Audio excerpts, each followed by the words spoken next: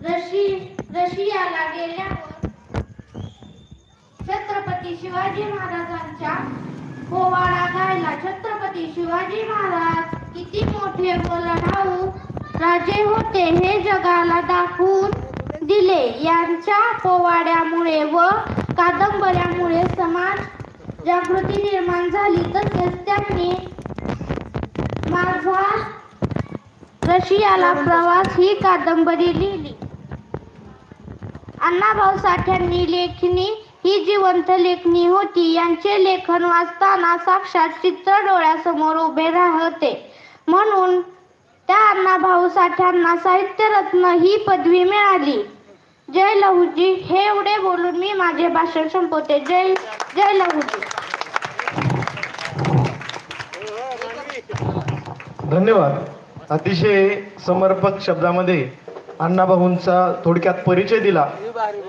त्याचबरोबर या ठिकाणी पुढची विद्यार्थिनी आहे कुमारी प्रिया प्रदीप अल्लाड. ती आपलं मनोगत व्यक्त करते. तिने आपलं मनोगत व्यक्त करावं असं मी तिला विनंती करतो.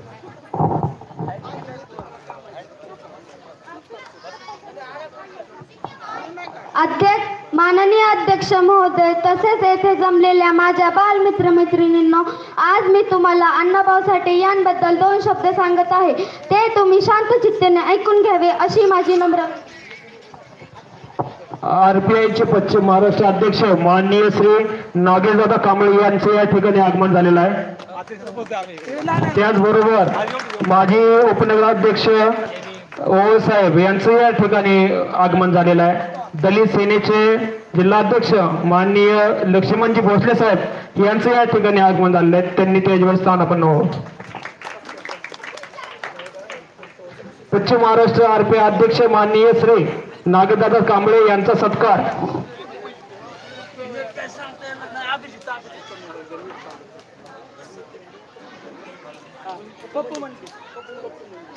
हॅलो. आरपीआय पश्चिम महाराष्ट्र अध्यक्ष माननीय श्री नागेशदादा कांबळे यांचा सत्कार पप्पू मंडलिक हे करतील. स्टेजवर यावे पप्पू मंडलिक.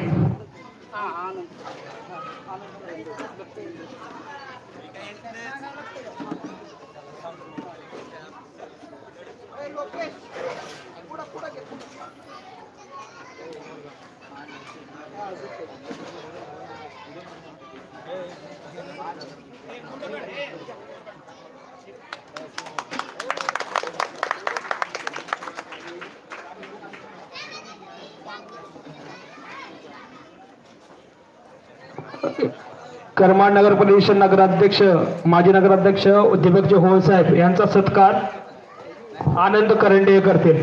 आनंद करंडे स्टेजवर या.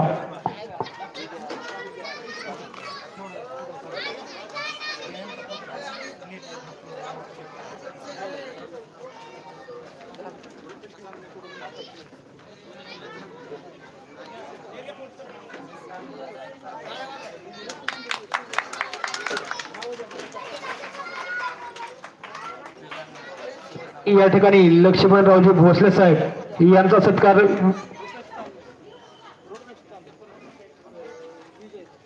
विजय आलाट हे करतील. विजय आलाट स्टेजवर या.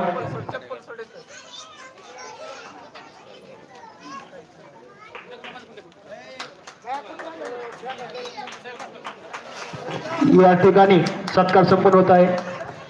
करमाड नगरपालिकेचे माजी नगरसेवक दादारामजी लोंढे साहेब यांचं या ठिकाणी आगमन झालेलं आहे. ते जवळ आहे. दादारामजी लोंढे साहेब ते जवळ आहे.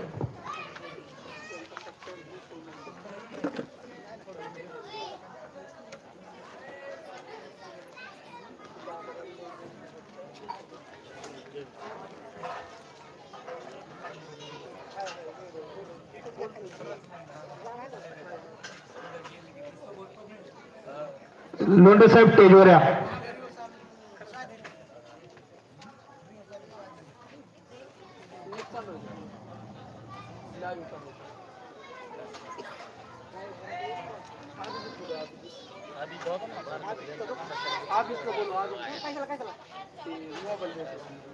या ठिकाणी दादारामजी लोंढे यांचा सत्कार पांडुरंग जगताप हे करतील. दादारामजी लोंढे.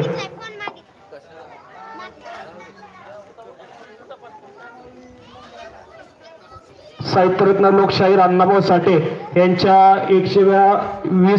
102व्या जयंतीनिमित्त या ठिकाणी आपण सर्वजण जमलेलो आहोत.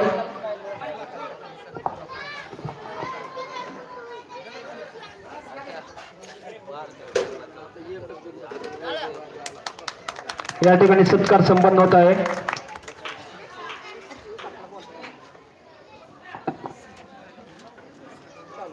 कार्यक्रम चालू होत आहे. दीदी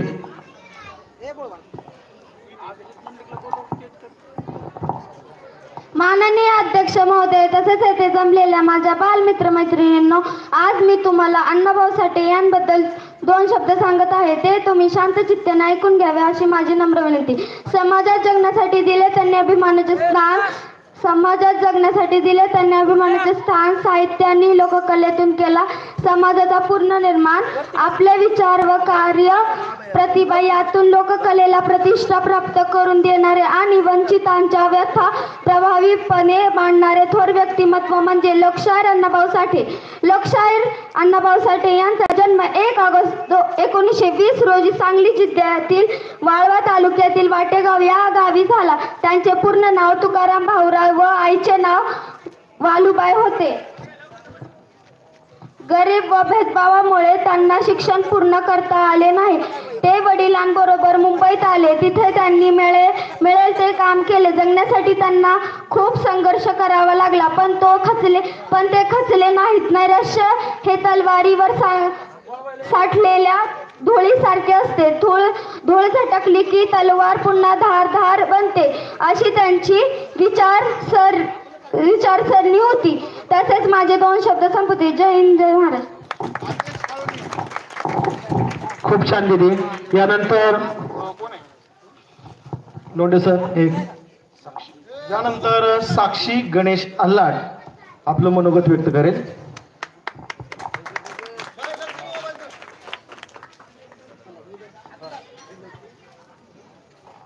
नमस्कार. सामान्य व्यासपीठ, वंदनीय महोदय व येथे उपस्थित माझ्या मित्रमैत्रिणींनो, सर्वप्रथम सर्वांना लोकशाहीर अण्णाभाऊ साठे यांच्या जयंतीच्या खूप खूप शुभेच्छा.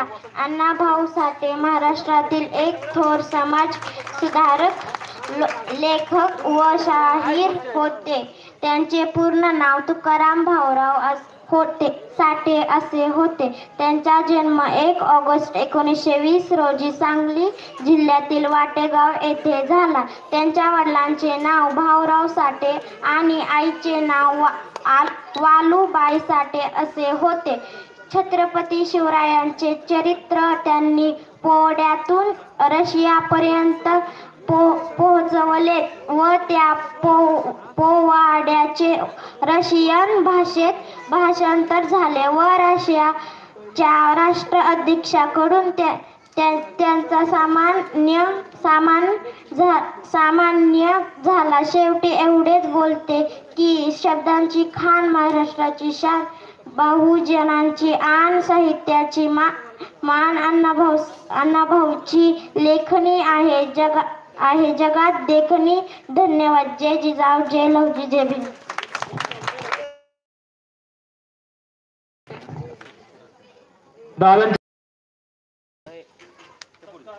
सत्कार या ठिकाणी दिदीचा होत आहे.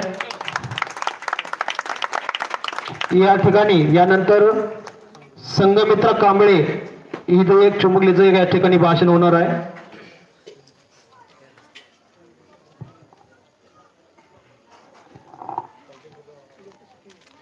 आज 1 ऑगस्ट सत्यशोधक अण्णाभाऊ साठे यांच्या जयंतीनिमित्त सर्वांना हार्दिक शुभेच्छा. समाजात जगण्यासाठी दिले ज्यांनी अभिमानाचे स्थान, समाजात जगण्यासाठी दिले ज्यांनी अभिमानाचे स्थान, साहित्य आणि लोककलेतून केला समाजाचा पुनर्निर्माण. आपले विचार, कार्य व प्रतिमा यातून लोककलेला प्रतिष्ठा प्राप्त करून देणारे आणि वंचितांच्या व्यथा प्रभावीपणे मांडणारे थोर व्यक्तिमत्व म्हणजे साहित्यरत्न सत्यशोधक लोकशाहीर अण्णाभाऊ साठे. साहित्यरत्न सत्यशोधक लोकशाहीर अण्णाभाऊ साठे यांचा जन्म 1 ऑगस्ट 1920 रोजी सांगली जिल्ह्यातील वाळवा तालुक्यातील वाटेगाव या गावी झाला. त्यांचे पूर्ण नाव तुकाराम भाऊराव साठे असे होते. त्यांच्या वडिलांचे नाव भाऊराव व आईचे नाव वालूबाई होते. गरिबी व जातीपातींच्या भेदभावामुळे त्यांना शिक्षण घेता आले नाही. ते वडिलांबरोबर मुंबईत आले. तेथे त्यांनी मिळेल ते काम केले. जगण्यासाठी त्यांना खूप संघर्ष करावा लागला, पण ते खचले नाहीत. नैराश्य हे तलवारीवर साठलेल्या धुळीसारखे असते. धूळ झटकली की तलवार पुन्हा धारधार बनते, अशी त्यांची विचारसरणी होती. शाळा न शिकताही त्यांनी आपल्या लेखणीतून साहित्य क्षेत्रात प्रचंड कामगिरी केली. त्यांचा साहित्य सम्राट म्हणून नावलौकिक झाला. ते म्हणत की मी जे जीवन जगतो, बघतो, अनुभवतो तेच मी लिहितो. त्यांनी कादंबऱ्या, कथासंग्रह, पोवाडे, पटकथा, लावणी यांची निर्मिती केली. त्यांची मुंबईची लावणी व माझी मैना गावावर राहिली या लावण्या अस्मरणीय आहेत. रशियात जाऊन छत्रपती शिवरायांचा पोवाडा गाणारे प्रथम लोकशाहीर होते. जग बदल घालून निघावा सांगून गेले मज भीमराय. हे आंबेडकरांवरील गीत खूप गाजले. फकीरा या त्यांच्या कादंबरीला राज्य सरकारकडून सर्वोत्कृष्ट कादंबरीचा पुरस्कार मिळाला. त्यांनी तिचे फकीरा ही कादंबरी डॉक्टर बाबासाहेब आंबेडकरांच्या झुंजार लेखणीला अर्पण केली. अण्णाभाऊ साठे यांनी महाराष्ट्रात प्रचंड जनजागृती केली. तेव्हा गोवा मुक्ती समग्र संग्राम संयुक्त महाराष्ट्र चळवळीत योगदान महत्त्वपूर्ण आहे. अशा या थोर शिवशाहीर भारताच्या साहित्यातील साहित्यरत्न अण्णाभाऊ साठे यांचे 18 जुलै 1969 रोजी निधन झाले. अण्णाभाऊंबद्दल कितीही बोलले तरी ते कमीच आहे. जाता जाता एवढंच सांगेल की झाले बहु होतीलही बहु, परंतु या समूह अशा थोर साहित्य सम्राट अण्णाभाऊ साठे यांच्या जयंतीनिमित्त सर्व बहुजन बांधवांना हार्दिक शुभेच्छा. धन्यवाद.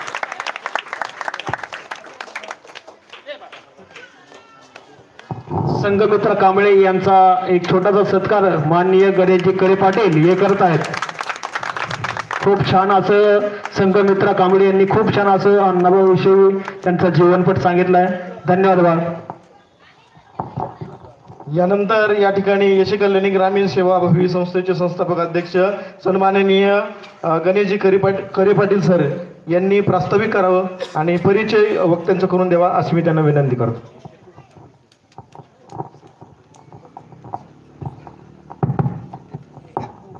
दिवे दोन असतात पण प्रकाश एक असतो. डोळे दोन असतात पण दृष्टी एक असते. ओठ दोन असतात पण बोल मात्र एकच असते. म्हणजे ऐकणारे अनेक असतात पण सांगणारा बोलणारा मात्र एकच असतो. म्हणजे शब्द एकाच्या हृदयातून निघतात आणि अनेकांच्या हृदयात घर करून बसतात. अगदी त्याचप्रमाणे आज अनेक हृदय घेऊन बसलेल्या आणि आज या निळ्या आकाशाखाली मंदपणे विहार करणाऱ्या माझ्या सर्वच राजहंस रूपी श्रोत्यांना सर्वात प्रथम माझं विनम्र अभिवादन. आज साहित्य सम्राट लोकशाहीर अण्णाभाऊ साठेंच्या जयंती सोहळ्याच्या पूर्वसंध्येला हा विचारांचा जागर या ठिकाणी साठेनगर मध्ये संपन्न होतोय. आणि आज या कार्यक्रमाचं वैशिष्ट्य असं दादा, आदरणीय नागेशदादा उपस्थित आहेत, आमच्या सर्वांचे ज्येष्ठ मार्गदर्शक आदरणीय लक्ष्मणजी भोसले उपस्थित आहेत, या शहराचे माजी नगराध्यक्ष आदरणीय ओळसाहेब आहेत, लोंढे साहेब उपस्थित आहेत. आणि सगळ्यात महत्वाचं म्हणजे आज दोन वक्ते या कार्यक्रमाच्या निमित्ताने आज व्यासपीठावरती आहेत. पाहुण्यांचा परिचय, वक्त्यांचा परिचय आणि कार्यक्रमाचं प्रास्ताविक अशी जबाबदारी माझ्याकडं या स्मारक समितीने माझ्याकडे दिलेली आहे. पहिले जे आपल्या वक्त्यात त्या आदरणीय शीतलताई कीर्ती वाघमारे, ते प्राध्यापक आहेत. महत्वाचं म्हणजे ते ऑर्गॅनिक केमिस्ट्रीच्या प्राध्यापक आहेत. आणि महाराष्ट्रातल्या 35 जिल्हे आणि 355 तालुक्यात त्यांची व्याख्यानं संपन्न झालेली आहेत. महाराष्ट्राबाहेर दिल्ली या ठिकाणी त्यांची 18 व्याख्यानं संपन्न झालेली आहेत. अशा आघात मला वाटतं विचारांचा या ठिकाणी शब्द महोत्सव करण्यासाठी आदरणीय शीतलताई व्यासपीठावरती आहेत. स्वामी रामानंद तीर्थ विद्यापीठ नांदेडच्या त्या पोस्ट ग्रॅज्युएट म्हणून त्यांनी काम केले. अनेक ठिकाणी त्यांनी प्राध्यापकाची भूमिका प्राप्त केलेली आहे. आणि अशा वैचारिक चळवळीच्या पुरोगामी सामाजिक कार्यकर्त्या आणि वक्त्या म्हणून उभा महाराष्ट्र त्यांना ओळखतो. आज त्या प्रमुख वक्त्या म्हणून आल्यात. ताई, या स्मारक समितीच्या वतीनं मी संपूर्ण रंगमंचाच्या वतीनं आणि विचारपीठाच्या वतीनं आपलं या ठिकाणी मनपूर्वक स्वागत करतो. दुसरे जे वक्ते या ठिकाणी आलेत ते म्हणजे प्राध्यापक रवींद्रजी दवणे साहेब यांची 500च्या वर व्याख्यानं आतापर्यंत महाराष्ट्राच्या विविध व्याख्यानमालांमधून व्याख्यानं संपन्न झालेली आहेत. बहुजन समाजातील महापुरुषांवरती ज्यांचा आगाध असा अभ्यास आहे आणि अफाट असं शब्दसौष्ठव ज्यांच्याकडे आहे ते आदरणीय प्राध्यापक रवींद्र दवणे साहेब आहेत. शिक्षक म्हणून काम करत असताना वेळोवेळी समाज शिक्षकाची आणि लोकशिक्षकाची भूमिका ते लिलया पार पाडतात. आणि दवणे सरांचं विशेष म्हणजे त्यांनी अनेक विद्यार्थी घडवलेले आहेत. त्यांची दोन्ही मुलं ही वसंत महोत्सवातील यशकल्याणीचे पारितोषिकाचे विजेते होते. आणि संपूर्ण करमाळा तालुक्यात आज दवणे सर बहुजन महापुरुषांचं आणि विचारवंतांचं पुरोगामी विचार पोहोचवण्याचं काम करतात. त्यामुळे मला वाटतं आज ते या ठिकाणी कार्यक्रमाला आलेत. आपल्याला विचारांची मेजवानी ऐकायला मिळणार आहे. त्या निमित्तानं मी त्यांचं या ठिकाणी स्वागत करतो. सगळ्यात महत्वाचं म्हणजे या ठिकाणी आदरणीय तेलंगे सर आहेत. सूत्रसंचालन करणारे आदरणीय प्राध्यापक लोंढे सर आहेत. आणि उपस्थित ज्या बालचिमुकल्या वक्त्यांनी या ठिकाणी भाषणं सादर केली त्यांचंही मी या ठिकाणी मनपूर्वक असं हार्दिक स्वागत करतो. त्यांचं अभिनंदन व्यक्त करतो की अतिशय आपण चांगल्या प्रकारे या ठिकाणी हा विचारांचा महोत्सव आपण संपन्न करत आहात. खऱ्या अर्थानं असं म्हटलं जातं की जगात माणसांची ओळख 3 प्रकारे केली जाते. स्वतःसाठी जगतो त्याला माणूस म्हणावं, इतरांसाठी जगतो त्याला बापमाणूस म्हणावं, पण ज्याचं अख्खं आयुष्य समाजासाठी समर्पित असतं त्याला माणसातला देव माणूस मानावं. आणि म्हणून मला वाटतं लोकशाहीर अण्णाभाऊ साठे या ठिकाणी माणसातला देव माणूस म्हणून आज या ठिकाणी त्यांचा जयंती महोत्सव संपन्न होत आहे. कष्टकऱ्यांसाठी, दीनदलितांसाठी, वंचितांसाठी आणि बहुजनांसाठी लेखणी झिजवणारा साहित्यिक म्हणून संपूर्ण जग अण्णाभाऊ साठे या नावाची दखल घेतं. हा महाराष्ट्रातला असा पहिला साहित्यिक आहे की ज्याचं साहित्य 14 भाषेत भाषांतरित झालेलं आहे. हा महाराष्ट्रातला पहिला साहित्यिक आहे ज्याने रशियामध्ये जाऊन शिवछत्रपतींवरती पोवाडा केला. आणि हा महाराष्ट्रातला पहिला साहित्यिक आहे ज्याने स्वातंत्र्य मिळाल्यानंतर दुसऱ्या दिवशी सांगितलं होतं की स्वातंत्र्य हे कचकाड्याच्या काचेच्या भांड्यासारखा, याचा सामान्य लोकांना फार उपयोग नाही. आणि हा महाराष्ट्रातला पहिला साहित्यिक आहे ज्याने खऱ्या अर्थानं वंचितांची, शोषितांची चळवळ गतिमान करण्यासाठी हर एक साहित्यातला प्रकार त्यांनी लिहिलाय. मग ते वगनाट्य असू द्या, पोवाडे असू द्या, लावण्या असू द्या, शायरी असू द्या, लोकसाहित्यातल्या प्रत्येक क्षेत्रामध्ये या लोकशाहीर अण्णाभाऊ साठेंनी आपली लेखणी झिजवलेली आहे. म्हणून या शब्द सम्राटाला, या साहित्य सम्राटाला यशकल्याणी परिवाराच्या वतीनं आणि करमाळा तालुक्याच्या वतीनं मी या ठिकाणी विनम्र असं अभिवादन करतो. आणि मला अतिशय आनंद वाटतोय की आज आपण या जयंतीच्या पूर्वसंध्येला इतक्या मोठ्या संख्येने या ठिकाणी उपस्थित राहिलात. मला वाटतं एवढी एकच गोष्ट तुमच्या आमच्या काळजामध्ये लोकशाहीर अण्णाभाऊ साठे जिवंत असल्याची ती साक्ष आहे. सर्वांचं या ठिकाणी मी मनपूर्वक या स्मारक समितीच्या वतीनं स्वागत करतो. माझे 2 शब्द या ठिकाणी थांबवतो. धन्यवाद. जय हिंद, जय महाराष्ट्र. धन्यवाद साहेब. यानंतर या ठिकाणी प्रमुख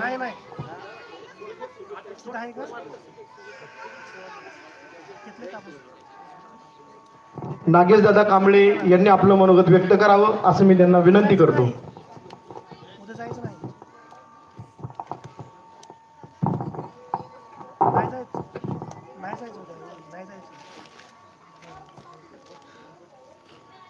आज या ठिकाणी साहित्यरत्न अण्णाभाऊ साठे यांच्या जयंतीच्या निमित्ताने अण्णाभाऊ साठे जयंती उत्सव समितीच्या वतीने या ठिकाणी व्याख्यानाच्या कार्यक्रमाचं आयोजन करण्यात आले. या कार्यक्रमासाठी आपण सर्वजण या ठिकाणच्या मान्यवर वक्त्यांचं मत ऐकण्यासाठी या ठिकाणी आलेलो आहोत. साहित्यरत्न अण्णाभाऊ साठेंच्या जयंतीच्या निमित्ताने या ठिकाणी व्याख्यानाच्या कार्यक्रमाचं आयोजन करत असताना जी वैचारिक भूमिका या ठिकाणी कार्यकर्त्यांनी आत्मसात करण्याचा जो प्रयत्न केला तो सर्वात जास्त महत्वाचा आहे. उद्या साहित्यरत्न अण्णाभाऊ साठेंची भव्य आणि दिव्य मिरवणूक या ठिकाणी निघेल. संपूर्ण भारतामध्ये जयंतीच्या मिरवणुका ह्या प्रचंड मोठ्या प्रमाणात निघत असतात. त्या ठिकाणी डीजे लावले जातात, डान्स स्पर्धेचं आयोजन केलं जातं. पण ह्या ज्या गोष्टी आहेत ह्या गोष्टीने विचारांचा प्रचार आणि प्रसार होत नाही. या ठिकाणी अतिशय कौतुकाची बाब आहे की जयंती उत्सव समितीच्या वतीने या ठिकाणी व्याख्यानाचं कार्यक्रमाचं आयोजन करण्यात आलेलं आहे. या ठिकाणी वाघमारे मॅडम असतील, शीतलताई, या ठिकाणी रवींद्र सर असतील, त्यांचं व्याख्यान ऐकण्यासाठी मी पण या ठिकाणी आवर्जून उपस्थित राहिलो आहे. कोणतीही क्रांती होण्यापूर्वी माणसाच्या विचारात क्रांती झाली पाहिजे. कोणतीही क्रांती होण्यापूर्वी माणसाच्या विचारामध्ये क्रांती झाली पाहिजे आणि ज्यांच्या विचारामध्ये क्रांती होत असते त्यांच्या आचरणामध्ये क्रांती होत असते. क्रांतीचा हा जो पर्व आहे हा सुरू करण्यासाठी या ठिकाणी जयंती उत्सव जी भूमिका घेतली त्या भूमिकेला माझा पाठिंबा देत असून या ठिकाणी अशा प्रकारचे कार्यक्रम घ्यावेत अशा ठिकाणी अशा प्रकारे या ठिकाणी मी मनोमत व्यक्त करतो. आणि साहित्यरत्न अण्णाभाऊ साठेंच्या संदर्भात जग बदल घालूनच गाव सांगून गेले माझं भीमराव, गुलामगिरीच्या चिखलात ऋतून बसला का ऐरावत, अंग झाडून निघे बाहेर घे भिनीवरती गाव, जग बदल घालून गाव सांगून गेले म्हणजे भीमराव. ह्या एका काव्यमय सुंदर विचारातून डॉक्टर बाबासाहेब आंबेडकर आणि साहित्यरत्न अण्णाभाऊ साठे यांचं जे गुरु शिष्याचं नातं आहे ते या ठिकाणी समजून आपल्याला समजून घेण्याचा आपण प्रयत्न केला. साहित्यरत्न अण्णाभाऊ साठे यांचं संपूर्ण जीवनमान हे कम्युनिझम मध्ये केलं. कम्युनिस्टामध्ये त्यांनी काम करण्याचा प्रयत्न केला. त्यामुळे त्याला लाल सलाम, लाल बावटा यासारखी जी त्याला आभूषणं देण्याचा प्रयत्न केला. परंतु ज्यावेळेस त्यांनी फकीरा ही कादंबरी डॉक्टर बाबासाहेब आंबेडकरांना समर्पित केली आणि जग बदल घालून गाव सांगून गेले म्हणजे भीमराव हे जे ज्यावेळेस त्यांनी काव्य लिहिलं त्यावेळेस मला समजा खऱ्या अर्थाने बाबासाहेब आंबेडकरच्या मुवमेंटला साहित्यरत्न अण्णाभाऊ साठेंनी गतिमान करण्याचा प्रयत्न केला. अशा प्रकारचे या ठिकाणी मी विचार व्यक्त करतो. या ठिकाणी अधिक वेळ घेत नाही. या ठिकाणी संयोजकांनी मला बोलण्यासाठी संधी प्राप्त करून दिली त्याबद्दल जयंती उत्सव समितीचे या ठिकाणी आभार मानतो. आणि या ठिकाणच्या व्याख्याते यांचं व्याख्यान ऐकण्यासाठी आपण सर्वजण सज्ज राहू अशा प्रकारचा या ठिकाणी आशावाद व्यक्त करतो आणि या ठिकाणी थांबतो. जय भीम, जय शिवराय.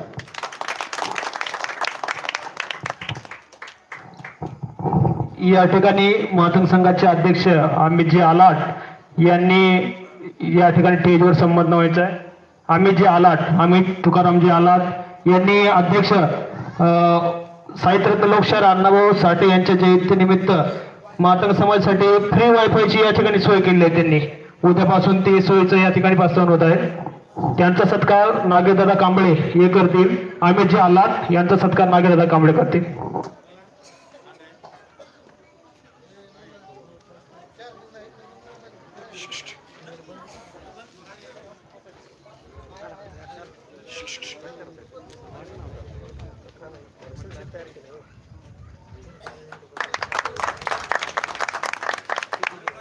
या ठिकाणी आपण ज्या कार्यक्रमाची आतुरतेने वाट पाहत आहोत त्या कार्यक्रमाला या ठिकाणी सुरुवात होणार आहे. लोंढे सर बोलते.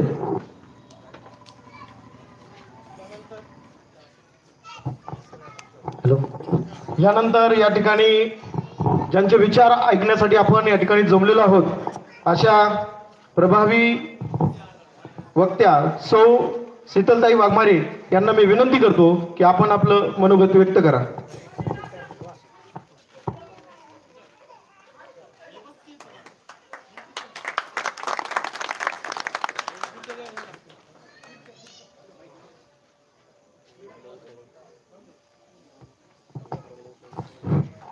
आदरणीय विचारपीठावरील मान्यवर, उपस्थित माता पिता आणि बंधू भगिनींनो, एका वर्षाची तरतूद करायची असेल तर धान्य पेरावं लागतं. 10 वर्षांची तरतूद करायची असेल तर बिया पेराव्या लागतात.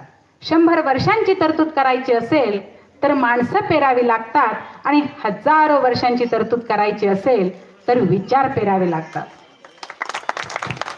ज्या ज्या महामानवांनी या देशामध्ये न्याय, समता, स्वातंत्र्य, बंधुता रुजवली ते महापुरुष म्हणजेच अखिल विश्वाला शांतीचा व समतेचा संदेश देणारे महाकारुण्य तथागत भगवान गौतम बुद्ध, कुलवाडी भूषण बहुजन प्रतिपालक छत्रपती शिवाजी महाराज, ज्यांनी वयाच्या फक्त 14व्या वर्षी नक्षिकांत, 7 शतक, नायिका भेद आणि बुद्धभूषणम हे 4 ग्रंथ लिहिले असे विद्वान, स्वराज्यासाठी अखेरच्या श्वासापर्यंत लढत राहिले ते शूरवीर महापराक्रमी छत्रपती संभाजी महाराज, क्रांतीसूर्य राष्ट्रपिता महात्मा ज्योतिराव फुले, आरक्षणाचे जनक राजर्षी शाहू महाराज, विश्वभूषण परमपूज्य डॉक्टर बाबासाहेब आंबेडकर. ही पृथ्वी शेषनागाच्या मस्तकावर तरलेली नसून ती श्रमिकांच्या, कष्टकऱ्यांच्या, शेतकऱ्यांच्या तळहातावर तरलेली आहे असे ठासून सांगणारे आणि विज्ञानवादी विचार मांडणारे लोकशाहीर, शिवशाहीर अण्णाभाऊ साठे. ज्या मातेनं या देशाला 2 राजे दिले त्या राजमाता, राष्ट्रमाता जिजाऊ माँसाहेब, ज्यांनी क्रांतीची ज्योत पेटवली त्या क्रांतीज्योती सावित्रीमाई फुले. पती निधनानंतर सासरे इंदोरचे राजे मल्हाररावजी होळकर यांच्या राज्याचा राज्यकारभार समर्थपणे चालवला त्या राजमाता हिल्यामाई होळकर, ज्यांनी स्वतःच्या संसाराची आणि मुलाबाळांची पर्वा न करता बाबासाहेबांना खंबीरपणे साथ दिली त्या त्यागमूर्ती माता रमाई, ज्यांनी बहुजन समाजाच्या उद्धारासाठी त्याग केला, संघर्ष केला त्या सर्व महामानवांच्या विचारांना आणि कार्याला प्रथमतः विनम्र अभिवादन करते. लोकशाहीर अण्णाभाऊ साठे यांच्या जयंतीच्या निमित्तानं आज या ठिकाणी प्रबोधनाचा कार्यक्रम आयोजित केलेला आहे. यात आज खूप आनंद मला वाटला की कुठेतरी महापुरुषांच्या विचारांचा जागर होत आहे. कारण महापुरुषांच्या विचारांचा जागर होणं खूप काळाची गरज आहे. अण्णाभाऊ साठे यांचा जन्म 1 ऑगस्ट 1920 रोजी सांगली जिल्ह्यातील वाटेगाव या ठिकाणी झाला. पण जातीयता, अस्पृश्यता इतकी भयानक होती की त्यांनी केवळ 1.5 दिवस शिक्षण घेतलं आणि त्यानंतर त्यांनी शिक्षण घेतलं नाही. पण 1.5 दिवस शिकलेल्या व्यक्तीनं अफाट अशा साहित्याची निर्मिती केली. अण्णाभाऊ साठेंनी 33 कादंबऱ्या लिहिलेल्या आहेत, अनेक कथासंग्रह लिहिलेले आहेत. माझा रशियन प्रवास हे प्रवास वर्णन त्यांनी लिहिलं, पोवाडे लिहिले, लावण्या लिहिल्या आणि छक्कड ही कोणालाच आजपर्यंत जमली नव्हती, ती केवळ आणि केवळ लोकशाहीर अण्णाभाऊ साठे यांनी लिहिली. अण्णाभाऊ साठे यांच्या साहित्याचं वैशिष्ट्य म्हणजे एक गोष्ट तुमच्या सगळ्यांच्या लक्षात आली असेल की अण्णाभाऊ साठे यांच्या काळात पण बरेच साहित्यिक होते, विषमतावादी साहित्यिक सुद्धा होते, परंतु त्या साहित्यांमध्ये महिलांची कुठं दखल सुद्धा घेतली नव्हती. स्त्री ही स्वतंत्र नरहती असं म्हणून स्त्रियांचं स्वातंत्र्य नाकारलं होतं, स्त्रियांना दुय्यम दर्जा दिला होता, स्त्रियांची कसलीही दखल घेतली गेली नव्हती. आणि जरी दखल घेतलीच असेल तर ढोर, गवार, शूद्र, पशु, नारी यह सब ताडन के अधिकारी असं मानून केवळ स्त्रियांना बडवण्याचं आणि उपभोगण्याचं साधनच मानलं. परंतु अण्णाभाऊंच्या साहित्याचं वैशिष्ट्य म्हणजे अण्णाभाऊंनी ज्या काही कादंबऱ्या लिहिलेल्या आहेत त्या स्त्री प्रधान अशा कादंबऱ्या आहेत, नायिका प्रधान अशा कादंबऱ्या आहेत. आणि अण्णाभाऊंनी त्या कादंबऱ्यांमध्ये रेखाटलेली जी नायिका आहे ती लढाऊ आहे, शूर आहे, धाडशी आणि पराक्रमी आहे. त्यांच्या कादंबऱ्याच पाहिल्या तर चित्रा नावाची जी कादंबरी आहे त्यामध्ये अन्याय अत्याचाराच्या विरोधामध्ये लढणारी चित्रा त्यांनी त्या कादंबरीमध्ये रेखाटलेली आहे. मंगला या कादंबरीमध्ये त्यांनी मंगला ही जी महिला आहे ती स्वातंत्र्यासाठी स्वतः हिरीहिरीनं पुढे जाते अशी ती रेखाटलेली आहे. आणि वैजयंता ही कादंबरी प्रतापराव गुर्जर यांच्या जीवनावर आधारित आहे. प्रतापराव गुर्जर जे आहेत ते एक स्वातंत्र्य सेनानी होते, तर आपल्या पतीच्या खांद्याला खांदा देऊन लढणारी त्यांची पत्नी वैजयंता हिच्यावरती आधारित कादंबरी आहे. म्हणजे अण्णाभाऊ साठेंनी नायिका, स्त्री ही प्रथम दर्जा त्या कादंबरीमध्ये तिला दिला, प्रथम स्थानी तिला मांडलं आणि हीच त्यांच्या साहित्याची खासियत आहे. त्यांनी जी छक्कड लिहिली त्या छक्कडमध्ये सुद्धा ते स्त्रियांचं खूप चांगल्या पद्धतीनं त्यांनी सौंदर्य जपलेलं आहे. माझी मैना गावावर राहिली, माझ्या जीवाची होती या काहिली, या छक्कडमध्ये त्यांनी स्त्रियांचं वर्णन कशा पद्धतीनं केलेलं आहे, त्या स्त्रीचं वर्णन कसं सुंदरतेनं जपलेलं आहे ते मी तुम्हाला सांगणार आहे. माझी मैना गावावर राहिली, माझ्या जीवाची होती या काहिली, ओतीव बांधा रंग घवाया कोर चंद्राची उदात्त गुणांची मोठ्या मनाची सीता ती माझी रामाची हसून बोलायची मंद चालायची सुगंध केतकी सतेज कांती घडीव पुतळी सोन्याची नव्या नवतीची काडी दवण्याची हिरकणी हिऱ्याची काठी आंधळ्याची तशी ती माझी गरिबाची मैना रत्नाची खाण माझा जीव की प्राण नसे सुखाला वाण तिच्या गुणांची छक्कड मी गायली माझ्या जीवाची होती या काहिली. या छक्कडमध्ये त्यांनी स्त्रीचं सौंदर्य खूप चांगल्या पद्धतीनं जपलेलं आहे. त्याचबरोबर अण्णाभाऊ साठे मुंबईमध्ये गिरणी कामगार म्हणून काम करायचे. तेव्हा त्यांना वाटेगाववरून मुंबईला जावं लागलं आणि जात असताना त्यांच्या मनाची जी अस्वस्थता आहे ती नंतरच्या कडव्यामध्ये त्यांनी मांडलेली आहे.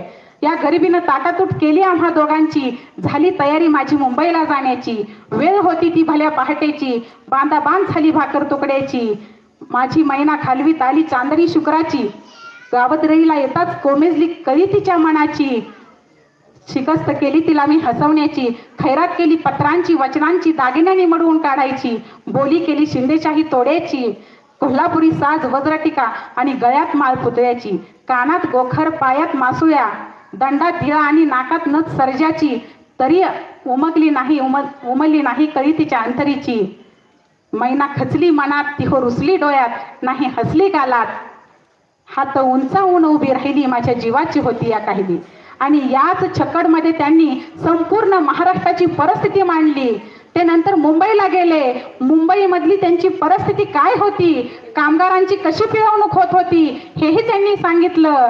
या मुंबईत गर्दी बेकारांची त्यात भरती झाली माझी एकाची ही मुंबई यंत्रांची तंत्रांची जगणाऱ्यांची मरणाऱ्यांची शेंडीची गाडीची हडसनच्या गाडीची नायलांच्या जॉर्जरच्या तल्लम साडीची बुटाच्या जोडीची पुस्तकांच्या घडीची माडीवर माडी हिरव्या माडीची पैदास इथे भलतीच चोरांची ऐतखोरांची शिरजोरांची हरामखोरांची आणि भांडवलदारांची पण पोटासाठी वाट धरली होती मी कामाची परवा केली नाही उन्हाची थंडीची पावसाची वानानं भरलं खिस्सं माझं वाण मला फक्त एका छत्रीची अशी अवस्था त्यांची त्या ठिकाणी होती. परंतु तरी सुद्धा त्यांनी त्या ठिकाणी संयुक्त महाराष्ट्र चळवळ जी होती त्याच्यामध्ये सहभाग घेतला. कामगारांवर जे अन्याय अत्याचार होत होते त्यांच्या विरोधामध्ये लढा दिला आणि 1 मे 1960 रोजी महाराष्ट्राची जी मुंबई झाली तर त्याचा खूप मोठा वाटा अण्णाभाऊ साठेंना जातो. कारण त्यांनी छक्कडमधून किंवा वेगवेगळ्या त्यांच्या प्रबोधनातून समाजाला सगळ्या जागृत केलं होतं. कामगार दिन 1 मे रोजी साजरा केला जातो आणि त्याचं श्रेय सुद्धा अण्णाभाऊ साठे यांच्या चळवळीला जातं. आणि अण्णाभाऊ साठेंनी अशा पद्धतीनं ती छक्कड तर गायलीच सादर केली लिहिली पण शेवटी सगळ्या बहुजन समाजाला विनंती केली की आता कुणी वळू नका रणी पळू नका माग पळू नका बिनी मारायची अजून राहिली माझ्या जीवाची होती या काहिली. हे अण्णाभाऊ साठेंनी सांगितलं आणि परत एकदा बहुजन समाजाला आव्हान केलं की मी एकटा नाही मला युगायुगांची साथ आहे सावध असा ही तुफानाची फक्त सुरुवात आहे असं त्यांनी बहुजन समाजांना हाताशी धरून येथल्या विषमतावादी व्यवस्थेला आव्हान केलं होतं. आणि अशा पद्धतीनं अण्णाभाऊ साठेंनी आपलं साहित्य लिहिलं. त्याचबरोबर 15 ऑगस्ट 1947ला भारत देश स्वतंत्र झाला. सगळेजण स्वातंत्र्यामध्ये मग्न होते आनंदोत्सव साजरा करत होते आणि 15 ऑगस्ट 1947च्या दुसऱ्या दिवशी म्हणजे 16 ऑगस्ट 1947ला अण्णाभाऊ साठेंनी भर पावसामध्ये कामगारांचा मोर्चा काढला मुंबईमध्ये आणि तिथं घोषणा दिली यह आजादी झूठी है देश की जनता भूकी है. आता अण्णाभाऊंनी जी घोषणा दिली ती हिंदीमधून दिली. त्यांचं संपूर्ण साहित्य हे मराठीमधून आहे पण हिंदीमधून त्यांनी घोषणा का दिली कारण हिंदी ही राष्ट्रीय भाषा आहे आणि समस्त व्यक्तीपर्यंत त्या घोषणेचा अर्थ जावा सगळ्यांना ते समजावं की हा जो भारत देश आहे तर तो स्वतंत्र झाला नाही तर सत्ता हस्तांतरण झालं आहे ट्रान्सफर ऑफ पॉवर झालं होतं हे त्यांनी त्या ठिकाणी पटवून दिलं. कारण जर भारत देश स्वतंत्र झाला असता तर बोलण्याचा लिहिण्याचा वाचण्याचा विचार करण्याचा शिक्षण घेण्याचा संपत्ती धारण करण्याचा शस्त्र धारण करण्याचा असा कोणताच अधिकार बहुजन वर्गाला नव्हता. तो हक्क आणि अधिकार संविधानाच्या माध्यमातून डॉक्टर बाबासाहेब आंबेडकरांनी मिळवून दिला. आणि अण्णाभाऊ साठेंनी सांगितलं होतं की यह आजादी झूठी है देश की जनता भूकी है. ते आज कसं तंतोतंत सत्य विधान ठरतं हे जर पाहायचं असेल तर 2014चा अर्जुन सेनगुप्ता रिपोर्ट सांगतो की या देशामधील 83 करोड जनता ही भूकबळीच्या रेषेखाली आहे. लाखो तरुण हे बेरोजगार आहेत. कितीतरी मुलांना पिण्याचं केवळ स्वच्छ पाणी न मिळाल्यामुळे ते मरत आहेत. म्हणजे ही जी काही परिस्थिती आहे भारत स्वतंत्र झाल्यानंतरची परिस्थिती आहे की त्याच वेळी अण्णाभाऊंनी मांडली होती. म्हणजे अण्णाभाऊ साठेंचा किती मोठा दूरदृष्टिकोन होता. या सगळ्या महापुरुषांना आपण काय केलं की जातीच्या चौकटीत बंदिस्त केलं, पण यांना जातीच्या बाहेर काढणं गरजेचं आहे, यांना व्यापक बनवणं गरजेचं आहे. कारण अण्णाभाऊ साठेंनी डॉक्टर बाबासाहेब आंबेडकरांना गुरु मानलं होतं. डॉक्टर बाबासाहेब आंबेडकरांनी महात्मा फुलेंना गुरु मानलं होतं. त्यांनी जी राज्यघटना लिहिली त्याच्यामध्ये 395 कलम बाबासाहेबांनी नमूद केली. त्यांना असं का वाटलं नाही 390 लिहावी, असं का वाटलं नाही 400 लिहावी. 395 कलम त्याच्यामध्ये लिहिण्याचं कारण एकच होते, महात्मा ज्योतिराव फुले. त्यांचं घर होतं पुणे येथील गंजपेठेत. त्यांच्या घराचा नंबर होता 395. बाबासाहेबांना वाटलं माझ्या गुरुच्या चौकटीतूनच देशाचा राज्यकारभार चालावा, यासाठी त्यांनी 395 कलम राज्यघटनेमध्ये नमूद केली. महात्मा फुलेंनी छत्रपती शिवाजी महाराजांना गुरु मानलं. शिवाजी महाराजांची पहिली शिवजयंती महात्मा फुलेंनी साजरी केली. त्यांच्यावरती पहिला पोवाडा लिहिला. शिवाजी महाराजांनी संत तुकाराम महाराजांना गुरु मानलं. संत तुकाराम महाराजांनी संत नामदेवांना गुरु मानलं. नामदेव रचिला पाया तुका झाला सिक असं. आणि संत नामदेवांच्या गाठीवरती बुद्धांचा प्रभाव होता. म्हणजे बुद्धांची प्रेरणा घेणारे संत नामदेव महाराज आहेत, नामदेवांची प्रेरणा घेणारे तुकाराम महाराज आहेत, तुकाराम महाराजांची प्रेरणा घेणारे शिवाजी महाराज आहेत, शिवाजी महाराजांची प्रेरणा घेणारे महात्मा ज्योतिराव फुले आहेत, महात्मा ज्योतिराव फुलेंची प्रेरणा घेणारे डॉक्टर बाबासाहेब आंबेडकर आहेत. आणि बाबासाहेब आंबेडकरांची प्रेरणा लोकशाहीर अण्णाभाऊ साठेंनी घेतली होती. अण्णाभाऊ साठे रशियामध्ये गेले. रशियामध्ये एक स्टेलिनग्राड नावाचं ठिकाण आहे. त्या ठिकाणी त्यांचा कार्यक्रम होता. त्या ठिकाणी बोलताना ते म्हटले की मी छत्रपती शिवाजी महाराजांच्या मराठी मातीचा माणूस आहे म्हणून इतक्या स्वाभिमानाने बोलतोय. तिथं शिवाजी महाराजांचा त्यांनी पोवाडा गायला. मी शिवाजी महाराजांचा मावळा आहे अशी त्या रशियामध्ये ओळख दिली आणि भारतात आले. आणि भारतात आल्यानंतर त्यांनी एक फकीरा नावाची कादंबरी लिहिली. आणि त्या फकीरा कादंबरीचा नायक असणारा फकीरा म्हणतो की माझ्या हातातील तलवार माझ्या खापर पंजोबाला शिवरायाने दिली. तो फकीरा काय म्हणतो, माझ्या हातातील तलवार माझ्या खापर पंजोबाला शिवरायाने दिली. आणि तीच फकीरा कादंबरी अण्णाभाऊ साठे डॉक्टर बाबासाहेब आंबेडकरांच्या झुंजाळ अशा लेखणीला अर्पण करतात. म्हणजे शिवराय ते भीमराय हा समतेचा ते विचार मांडतात. आणि आम्ही मात्र आपल्या महापुरुषांना जातीच्या चौकटीत बंदिस्त करतो. म्हणजे अण्णाभाऊ साठेंनी छत्रपती शिवाजी महाराजांचा पराक्रमाचा, गौरवाचा, शौर्याचा, क्रांतीचा इतिहास रशियापर्यंत पोहोचवला. आणि भारतात आल्यानंतर डफावर थाप देऊन सांगितलं की जग बदल घालून घाव सांगून गेले मज भीमराव. गुलामगिरीच्या या चिखलात ऋतून बसला का ऐरावत, अंग झाडून निघ बाहेरी घे बिनीवरती घाव सांगून गेले मज भीमराव. पंडितांनी अखंड पिळले, धर्मांधांनी तसेच छळले, मगराने जणू माणिक गिळले, चोर झाले साव सांगून गेले मज भीमराव. नंतर ते शेवटी म्हणतात एकजुटीच्या या रथावरती आरूढ होऊन चलबा पुरती करू नव महाराष्ट्र निर्मुनी जगती करी प्रकट निज नाव सांगून गेले मज भीमराव. या सगळ्या महापुरुषांना आपण त्यांची संयुक्त जयंतीच खरं तर केली पाहिजे. या सगळ्या महापुरुषांनी एकाच उद्देशासाठी काम केलेलं आहे. आणि जयंतीच्या माध्यमातूनच विचारांचा प्रचार आणि प्रसार होत असतो. या महापुरुषांनी खूप मोठ्या त्यागातून, समर्पणातून आपल्याला हक्काधिकार मिळवून दिलेले आहेत. त्यांच्या विचारधारेचा प्रचार आणि प्रसार करणं ही आपली जबाबदारी आहे. आणि म्हणून आपल्याला कोणती विचारधारा रुजवायची आहे तर शिवाजी महाराजांचं स्वातंत्र्य, महात्मा फुलेंची समता, शाहू महाराजांचं बंधुत्व आणि डॉक्टर बाबासाहेब आंबेडकरांची न्याय व्यवस्था अर्थात न्याय, समता, स्वातंत्र्य, बंधुता रुजवलं तरच परिवर्तन शक्य आहे. आणि ते करण्यासाठी आपण सर्वांनी साथ सहयोग द्याल अशी आशा आणि अपेक्षा व्यक्त करते. मला बोलण्याची संधी दिली आणि आपण शांततेचं सहकार्य केलं त्याबद्दल मी आपणा सर्वांची आभारी आहे. धन्यवाद.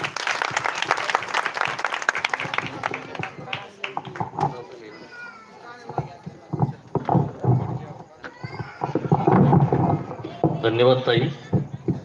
ताईंनी आपणाला अण्णाभाऊ साठेंचे विचार अतिशय योग्य पद्धतीने सांगितलेले आहेत.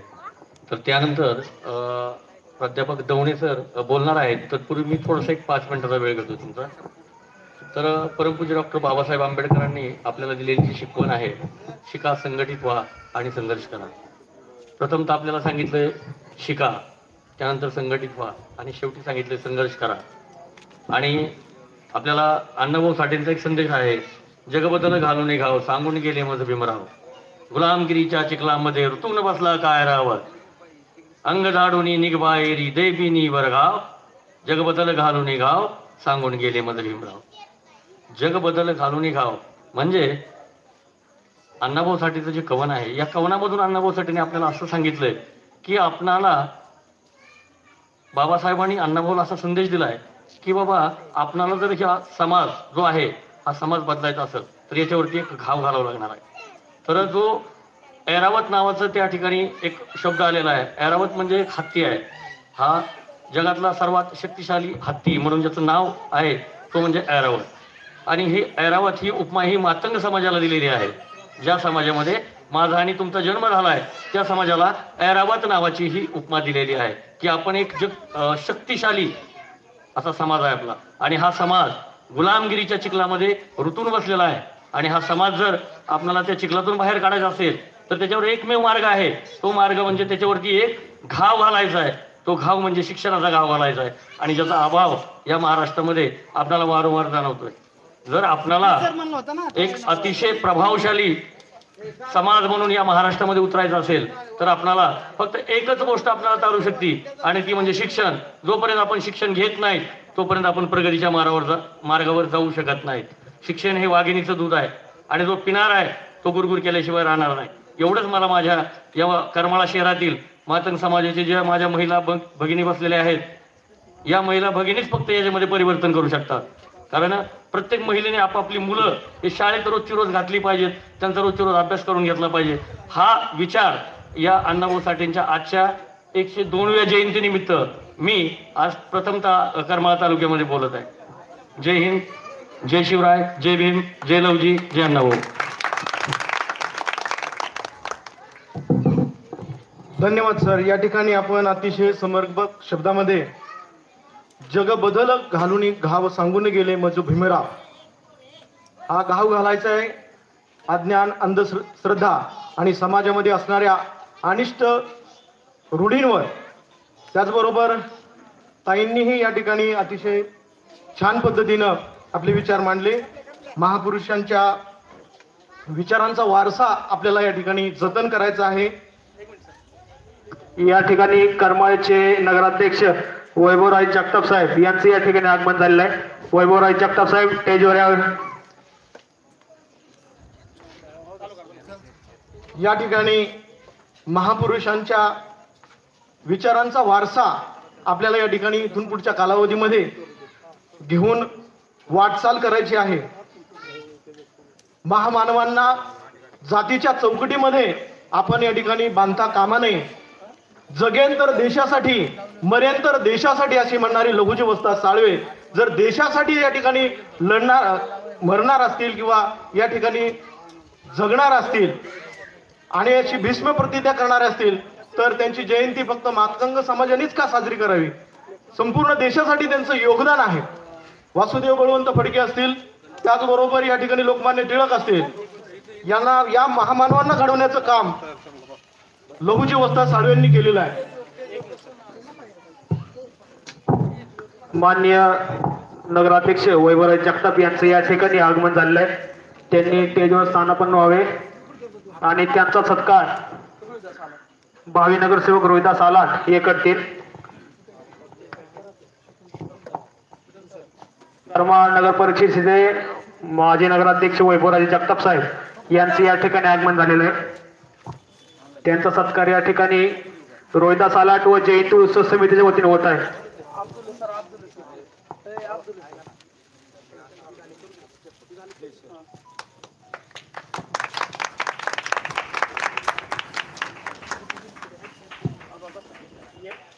या ठिकाणी ज्येष्ठ शिक्षक माननीय सचिनजी अब्दुल्ले साहेब यांचा सत्कार सोमनाथ जगताप हे करतील. माननीय श्री अब्दुल्ले सर यांनी स्टेजवर सत्कार स्वीकारावा. साहित्यरत्न लोकशाहीर अण्णाभाऊ साठे जयंती उत्सव समिती यांच्या वतीने सचिनजी अब्दुल्ले साहेब यांचा सत्कार या ठिकाणी सोमनाथजी जगताप साहेब करत आहेत. कार्यक्रम सुरू करण्यात येत आहे. लोंढे सर. यानंतर या ठिकाणी प्राध्यापक दवणे सर हे आपले विचार व्यक्त करतील. मी त्यांना विनंती करतो की आपण आपले विचार व्यक्त करावेत.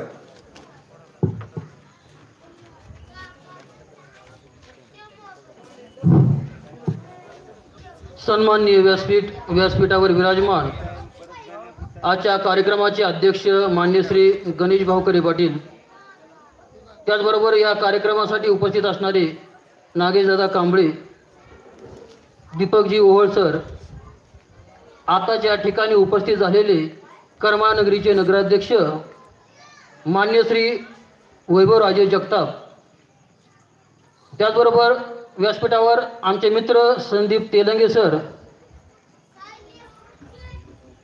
त्यानंतर आमचे सहकारी मित्र मान्य श्री लोंढे सर आणि खाली खुर्चीवरती बसलेले आमचे मित्र सचिनजी अब्दुले सर आणि माझ्यासमोर बसलेला अण्णाभाऊ साठे यांच्या विचारांना ऐकण्यासाठी उत्स्फूर्तपणे या ठिकाणी उपस्थित राहणारे सर्व समाज बांधव, बहुजन समाज बांधव. सुरुवातीला अण्णाभाऊ साठे जयंतीच्या आणि मराठी भाषा दिनाच्या आपणा सर्वांना हार्दिक हार्दिक शुभेच्छा. म्हणजे मराठी भाषा दिन उद्या आहे, पण आज मी तुम्हाला ॲडव्हान्समध्ये ह्या शुभेच्छा दिलेल्या आहेत. डॉक्टर बाबासाहेब आंबेडकर म्हणायचे, जो समाज आपला इतिहास विसरतो तो समाज इतिहास घडू शकत नाही, तर तो समाज इतिहास जमा झाल्याशिवाय राहत नाही.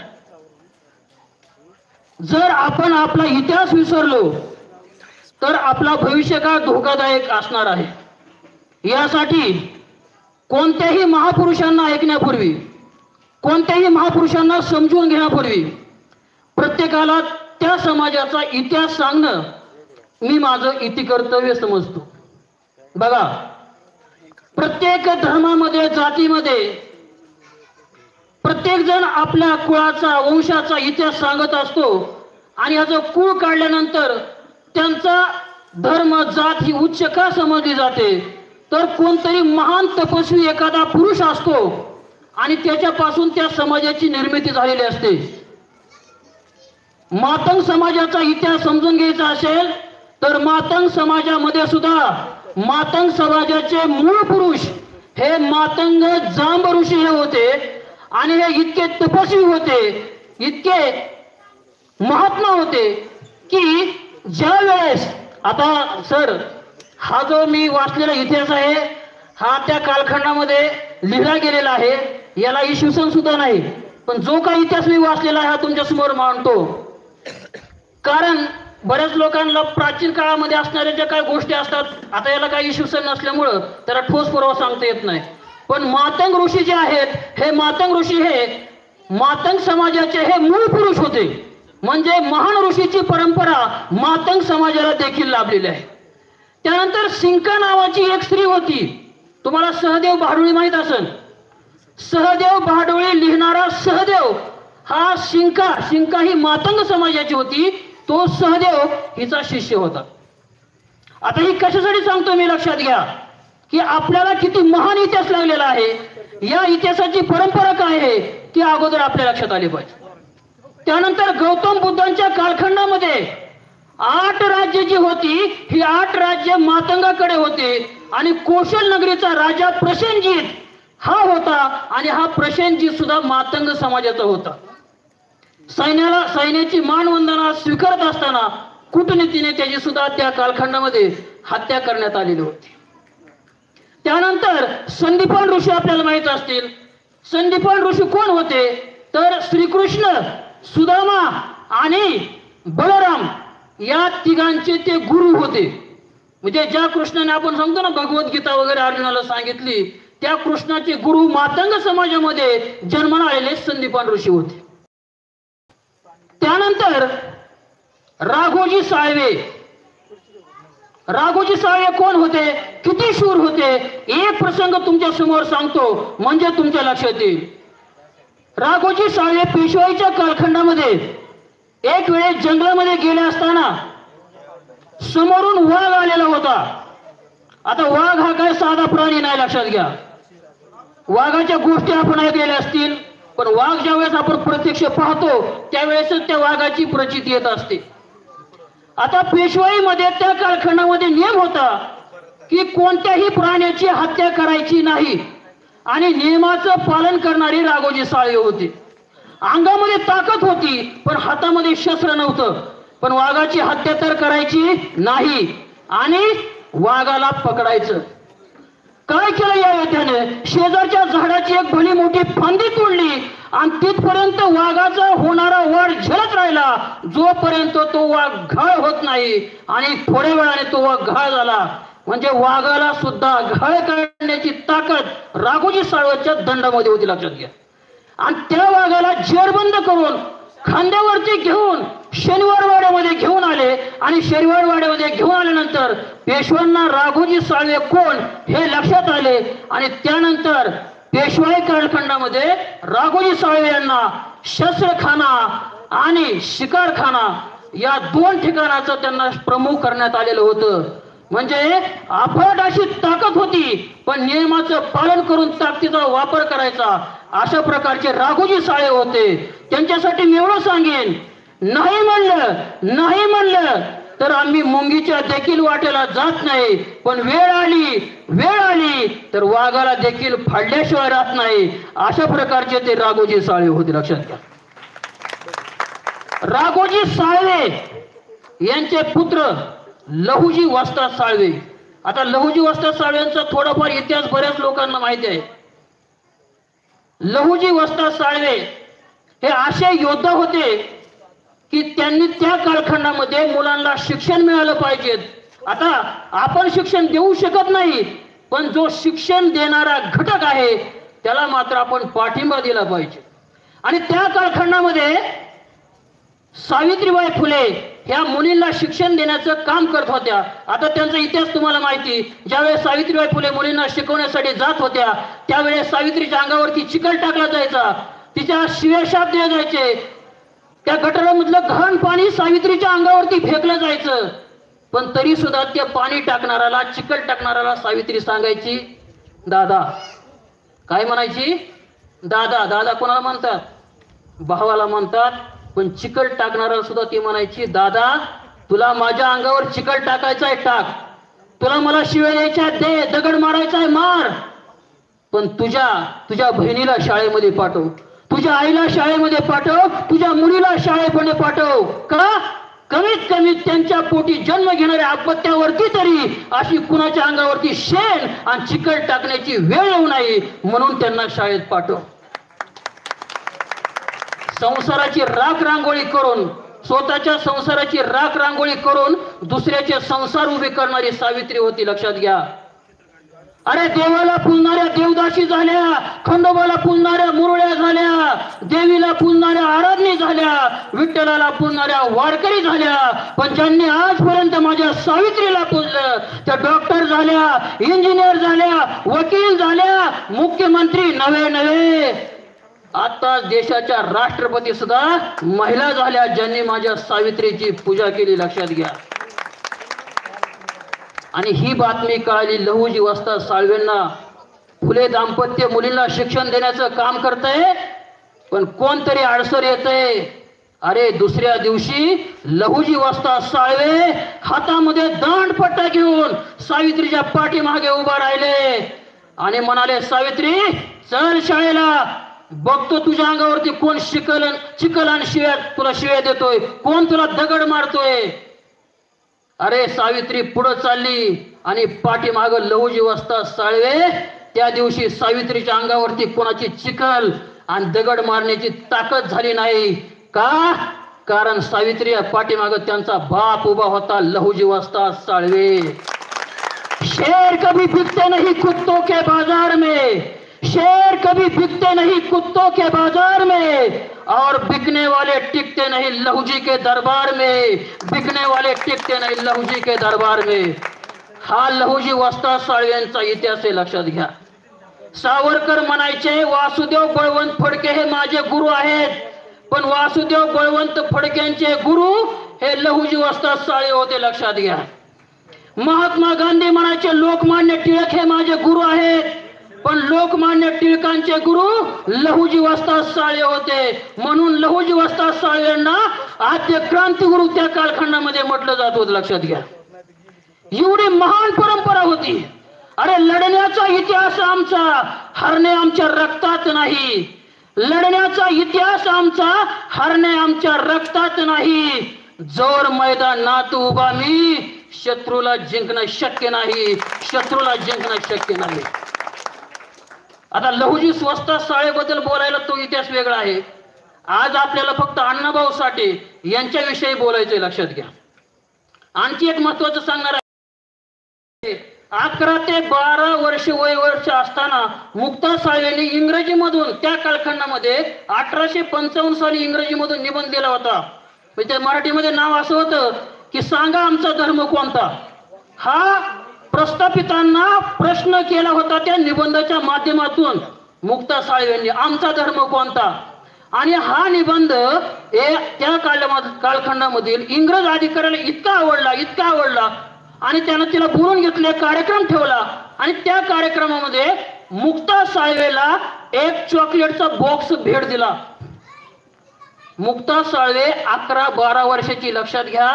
तिनं तो चॉकलेटचा बॉक्स घेतला नाही. इंग्रज अधिकाऱ्याला सांगितलं, we don't need chocolate, we need a book. मला चॉकलेटची गरज नाही, माझ्या समाजाला चॉकलेटची गरज नाही, आम्हाला पुस्तकाची गरज आहे. ती पुस्तक आमच्यासाठी मिळवून द्या. ही छाती ठोकपणे त्या कालखंडामध्ये 12 वर्षाची मुलगी इंग्रज अधिकाऱ्याला सांगते, लक्षात घ्या. हा इतिहास आपल्याला माहिती पाहिजे. आता बऱ्याच पुस्तकांचा अभ्यास केल्यानंतर तत्कालीन कालखंडामध्ये गावगाड्याची जी रचना केलेली होती, बघा तुम्ही गावगाड्याची रचना जर पाहिली तर त्या कालखंडामध्ये मांगवाडा असेल, महारवाडा असेल, चांबारवाडा असेल, डोहरवाडा असेल, हे सगळे गावकुसाच्या बाहेर होते. आता हे गावकुसाच्या बाहेर याची रचना का केलेली होती? हे प्रस्थापित कालखंडामध्ये, त्या कालखंडामध्ये जे काय लोक होते, ज्यांना आपण मोठे समजतो, स्पृश्य समजतो, असे जे लोक होते त्यांनी ही रचना केलेली होती. आणि का केली होती? त्या कालखंडामध्ये, इंग्रजांच्या कालखंडामध्ये गावाला कोणत्याही प्रकारचं संरक्षण नव्हतं. आणि गावाला संरक्षण नसल्यामुळं एक गाव दुसऱ्या गावावरती आक्रमण करायचं. आता दुसऱ्या गावाने आक्रमण केल्यानंतर हे आलेलं आक्रमण रोखायचं कसं? तर त्यासाठी या लोकांची व्यवस्था बाहेर केलेली होती. कारण गावावर जर आक्रमण झालं तर पहिला छातीवरती वार, मातंग, महार, चांबार जो काय गावाच्या बाहेर उभा आहे तो छातीवरती झेलेन, आपण आतमध्ये सुरक्षित राहिले पाहिजेत. अशा प्रमाणे गावगाड्याची त्या कालखंडामध्ये रचना केली होती. कारण हा लढण्यात छत्रपती शिवाजी महाराजांच्या कालखंडामध्ये शिवाजी महाराजांचे जे सैनिक होते ह्याच्यामध्ये महार आणि मातंग सैनिक सगळ्यात जास्त प्रमाणामध्ये होते, लक्षात घ्या. का? वो क्या उठाएंगे तलवार जिनके बाजुओं में दम नहीं. अरे वो क्या उठाएंगे तलवार जिनके बाजुओं में दम नहीं. वो क्या चलाएंगे गोली जिनके सीने में दम नहीं. लड़ते हैं बेजुबानों से, अरे कभी मर्दों से लड़कर देखो, तलवार भी तेरे और टुकड़े भी तेरे होगे. हा मातंग समाजाचा इतिहास आहे, लक्षात घ्या. हा इतिहास अगोदर आपल्या लक्षामध्ये आला पाहिजे. आणि यानंतर थोडक्यामध्ये तुमच्या समोर काही महापुरुषांच्या माध्यमातून मी यांचा इतिहास तुमच्या समोर मांडलेला आहे. आणि मला ज्या कारणासाठी आज इथं बोलवले आहे, उद्या साहित्य सम्राट, लोकशाहीर, शिवशाहीर अण्णाभाऊ साठे यांची जयंती आहे. आणि खास त्याच्यावरती बोलण्यासाठी मला बोललेलं आहे. आणि त्या मूळ विषयाला आता मी सुरुवात करणार आहे, लक्षात घ्या. अण्णाभाऊ साठे एक विलक्षण बुद्धिमत्ता असलेलं व्यक्तिमत्व. आपण जगामधलं आश्चर्य ताजमहलला समजतो, पण मी जगामधलं आश्चर्य अण्णाभाऊ साठेंना समजतो. कारण असा माणूस अगोदरही तयार झाला नाही आणि त्यांच्या नंतरही तयार झाला नाही आणि होणार सुद्धा नाही, लक्षात घ्या. जगामध्ये फक्त 2च साहित्यकार तयार झाले, रशियाचे मॅक्झिम गोर्की आणि आमच्या भारताचे अण्णाभाऊ साठे. रशियाचे मॅक्झिम गोर्की सुद्धा शाळेमध्ये न जाता त्यांनी एक कादंबरी लिहिली, द मदर नावाची कादंबरी होती ती. आणि शाळेमध्ये न जाता शिक्षण घेऊन लिहायला वाचायला शिकले, म्हणून त्यांना रशियाने त्या कालखंडामध्ये इतकं प्रसिद्ध केलं. त्यांची कादंबरी कितीतरी प्रति परत छापल्या गेल्या आणि ती विकली गेली. एकच. पण आमच्या अण्णाभाऊ साठेंनी इतक्या कादंबऱ्या लिहिल्या, म्हणजे त्यांनी 34 कादंबऱ्या लिहिल्या, 13 कथासंग्रह आहेत, 14 तमाशा कथानके आहेत त्यांची, 10 प्रसिद्ध शाहिरी पोवाडे आहेत त्यांचे, प्रवास वर्ण आहे, छक्कड आहे, 77 ग्रंथाची निर्मिती करणारे लोकशाहीर अण्णाभाऊ साठे. पण भारतरत्न तर सोडून द्या, अण्णाभाऊ साठेंना त्या कालखंडामध्ये साधा ज्ञानपीठ पुरस्कार सुद्धा मिळाला नाही. आणि याचं चिंतन करण्यासाठी खरी अण्णाभाऊ साठेची जयंती असली पाहिजे, हे माझं मत आहे. ज्ञानपीठ पुरस्कार सुद्धा मिळू शकला नाही एवढं महान ग्रंथाची निर्मिती करणाऱ्या साहित्यकाराला. आणि हा साहित्यकार जन्मला कुठं? सांगली जिल्हा आताचा वाळवा तालुका, सह्याद्रीच्या कुशीत आणि कृष्णा वारणेच्या मुशीमध्ये वसलेलं एक छोटस गाव, ज्या गावाचं नाव वाटेगाव. या वाटेगावमध्ये 1 ऑगस्ट 1920 साली अण्णाभाऊ साठे यांचा जन्म झाला.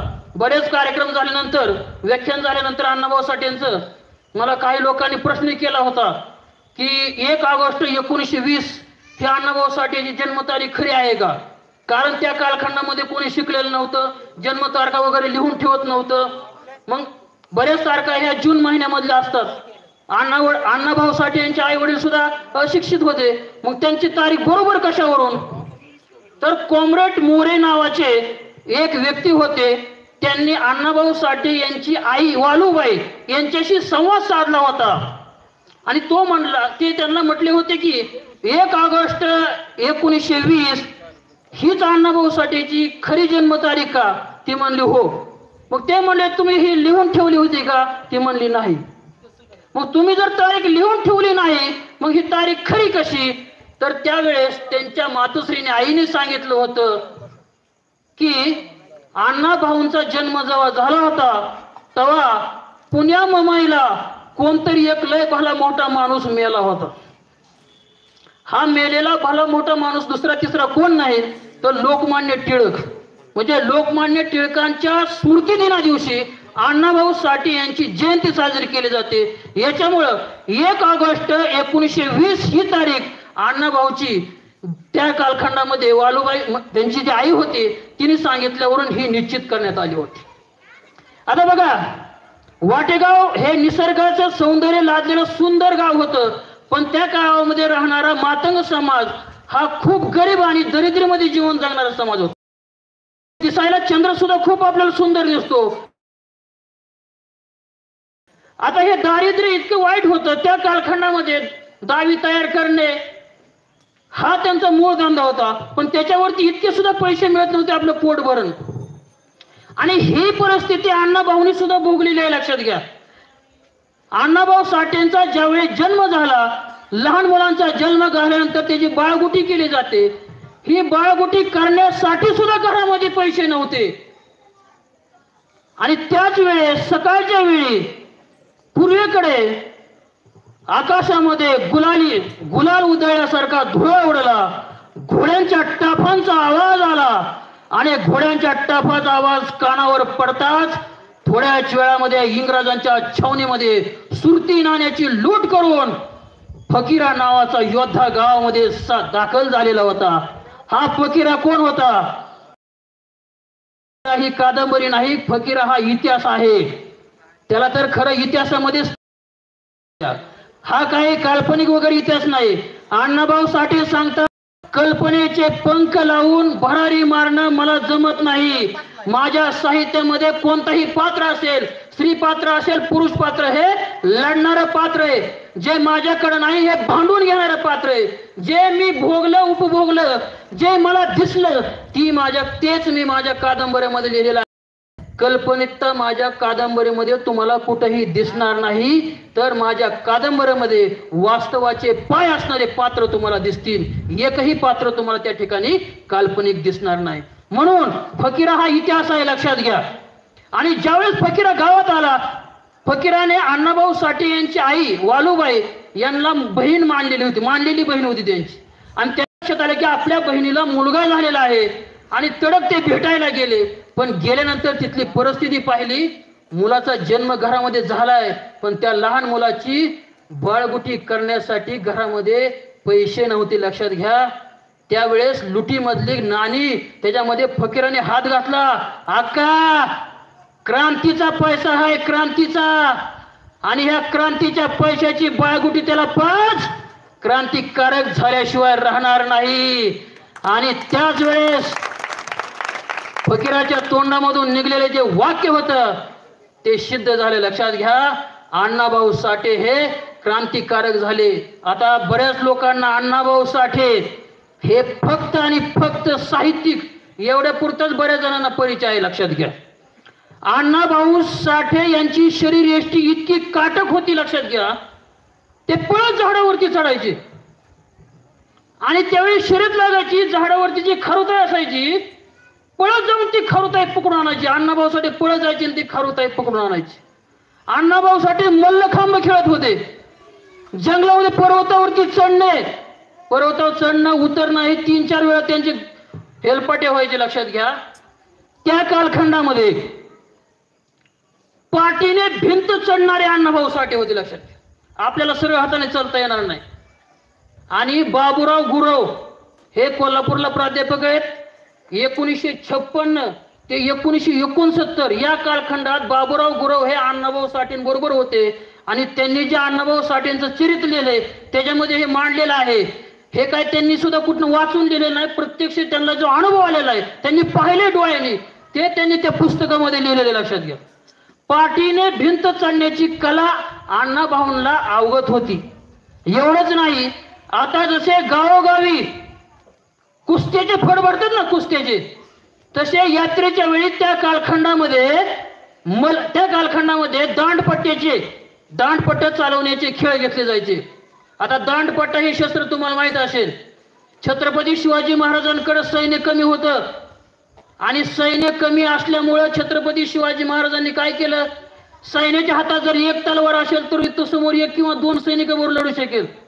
पण त्या सैन्याच्या हातामध्ये जर दांडपट्टा असेल आणि तो जर दांडपट्टा तो चालायला शिकला तर तो एकाच वेळी 20 ते 25 सैन्याबरोबर लढू शकेल. म्हणून ते दांडपट्टा शस्त्र छत्रपती शिवाजी महाराजांनी आपल्या सैन्यांना दिलं होतं, त्याचं प्रशिक्षण दिलं होतं. आणि योग्य प्रशिक्षण असेल तरच दांडपट्टा चालवता येतो, नाहीतर तोच दांडपट्टा आपल्या स्वतःचा जीव सुद्धा घेतो. लक्षात घ्या. आणि स्वतः छत्रपती शिवाजी महाराजांकडे यशवंत नावाचा दांडपट्टा होता. लक्षात घ्या. आणि हा दांडपट्टा चालवण्याची त्या कालखंडामध्ये स्पर्धा प्रत्येक यात्रेला गावामध्ये घेतली जायची. आता ही स्पर्धा कशी असायची लक्षात घ्या, त्या कालखंडामध्ये इतके चपळ दांडपट्टा चालवणारे होते. गळ्यावरती लिंबू ठेवून दांडपट्टीने ते कापलं जायचं, नाकावरती लिंबू ठेवून ते दांडपट्टीने कापलं जायचं. इतके सराईतपणे ते कला सादर करत असायचे. अण्णाभाऊ साठे तोंडामध्ये मणी ठेवून, ओटामध्ये दोरा ठेवून दांडपट्टा फिरवत त्या दोऱ्यामध्ये मणी ओवत होते. लक्षात घ्या. सांगा, आज ऑलिम्पिकच्या खेळामध्ये जर ही स्पर्धा ठेवली तर एकही स्पर्धक निर्माण होणार नाही. तोंडामध्ये मणी ठेवून, ओटा दोरा ठेवून दांडपट्टा फिरवत ते मणी माळेमध्ये ओवायचे. आणि दांडपट्टीची स्पर्धा कशी होती, दांडपट्टा फिरवणारा जो स्पर्धक असेल त्याला मधोमध उभा केलं जायचं आणि त्याच्या चारही बाजूनी पंच उभा केले जायचे आणि त्याला दांडपट्टा फिरवायला लावला जायचा. आणि त्याचा वेग वाढला की त्या ठिकाणचा पंच शिट्टी मारायचा आणि शिट्टी मारल्याबरोबर निळीमध्ये भिजवलेले वाळूचे खडे 4ही पंच एकाच वेळी त्या स्पर्धकाच्या अंगावरती फेकायचे. ज्याच्या अंगावरती कमी डाग असतील त्याला विजय घोषित केलं जायचं. अण्णाभाऊ साठे या प्रक्रियेमध्ये प्रथम क्रमांक मिळवत असायचे. लक्षात घ्या. म्हणजे साहित्य तर अण्णाभाऊच आहे, पण अण्णाभाऊ साठे किती काटक शरीरयष्टीचे होते हे सुद्धा आपल्याला माहिती पाहिजे. आणि हे फक्त ऐकायचं नाही. लक्षात घ्या, जयंती फक्त ऐकायची सोडून द्यायची यासाठी नसते. जे काही विचार असतील आपल्या महापुरुषांनी जे केलेलं आहे, कारण लक्षात घ्या, आपण जयंतीला वर्गणी गोळा करतो, लोक आपल्याला वर्गणी देतात, लोक आपल्याकडे बघून वर्गण देत नाहीत, लक्षात घ्या.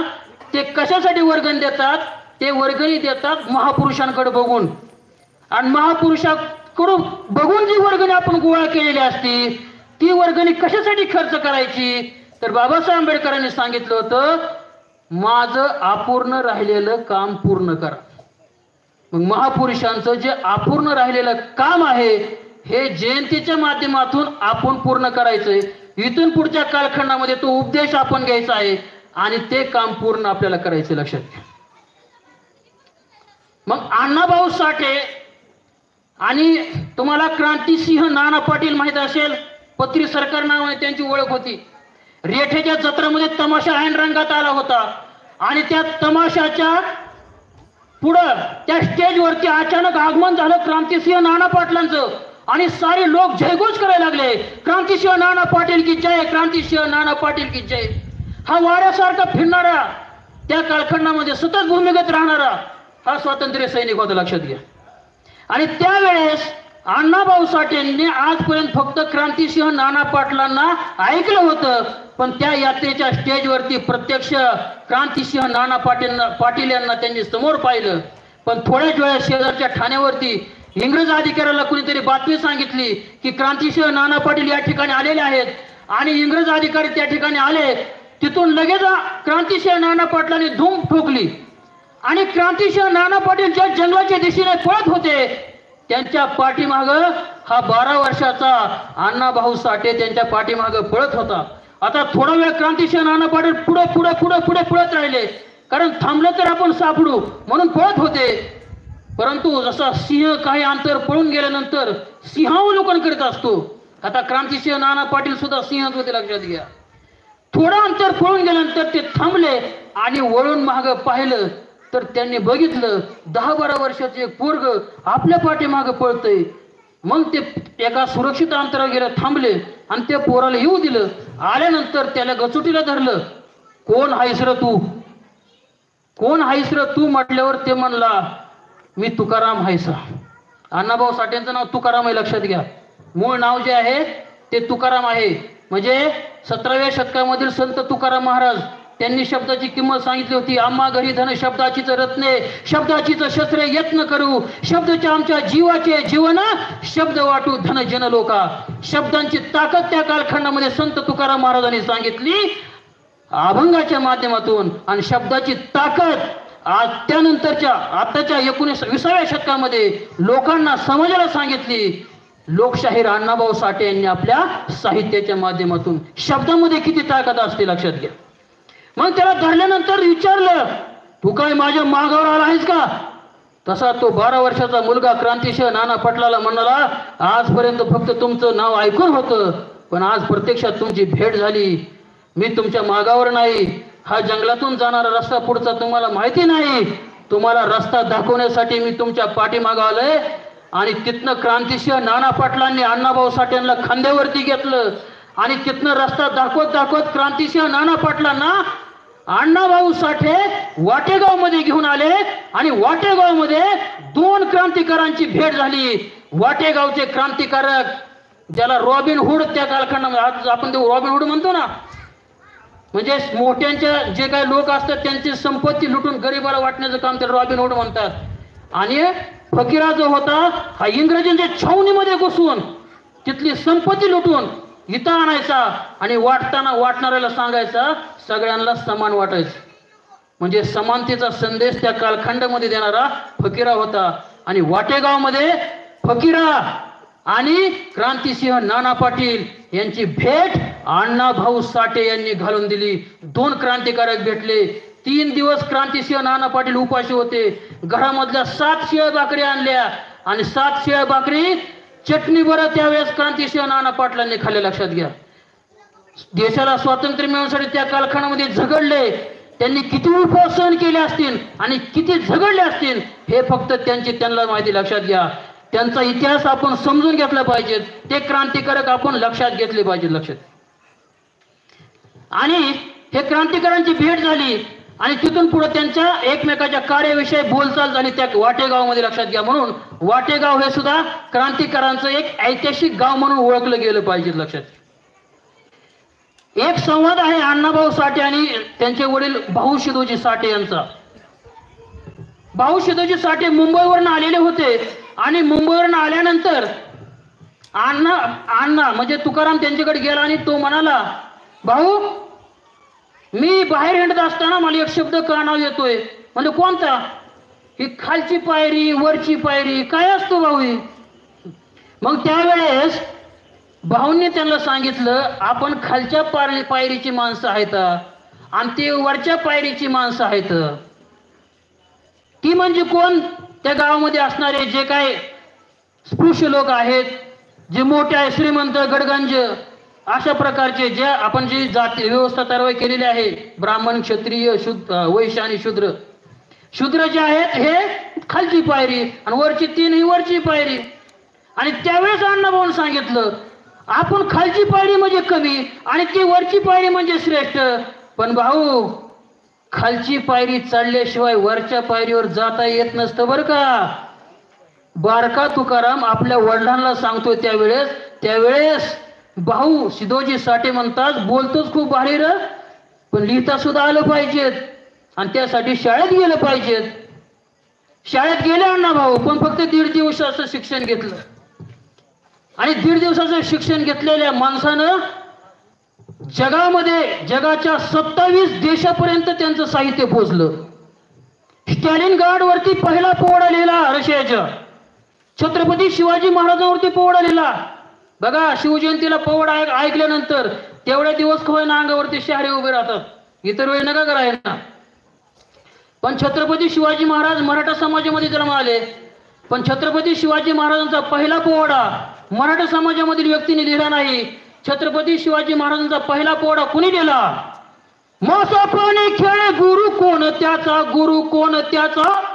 मासा पाणी खेळे गुरु कोण त्याचा, गुरु कोण त्याचा.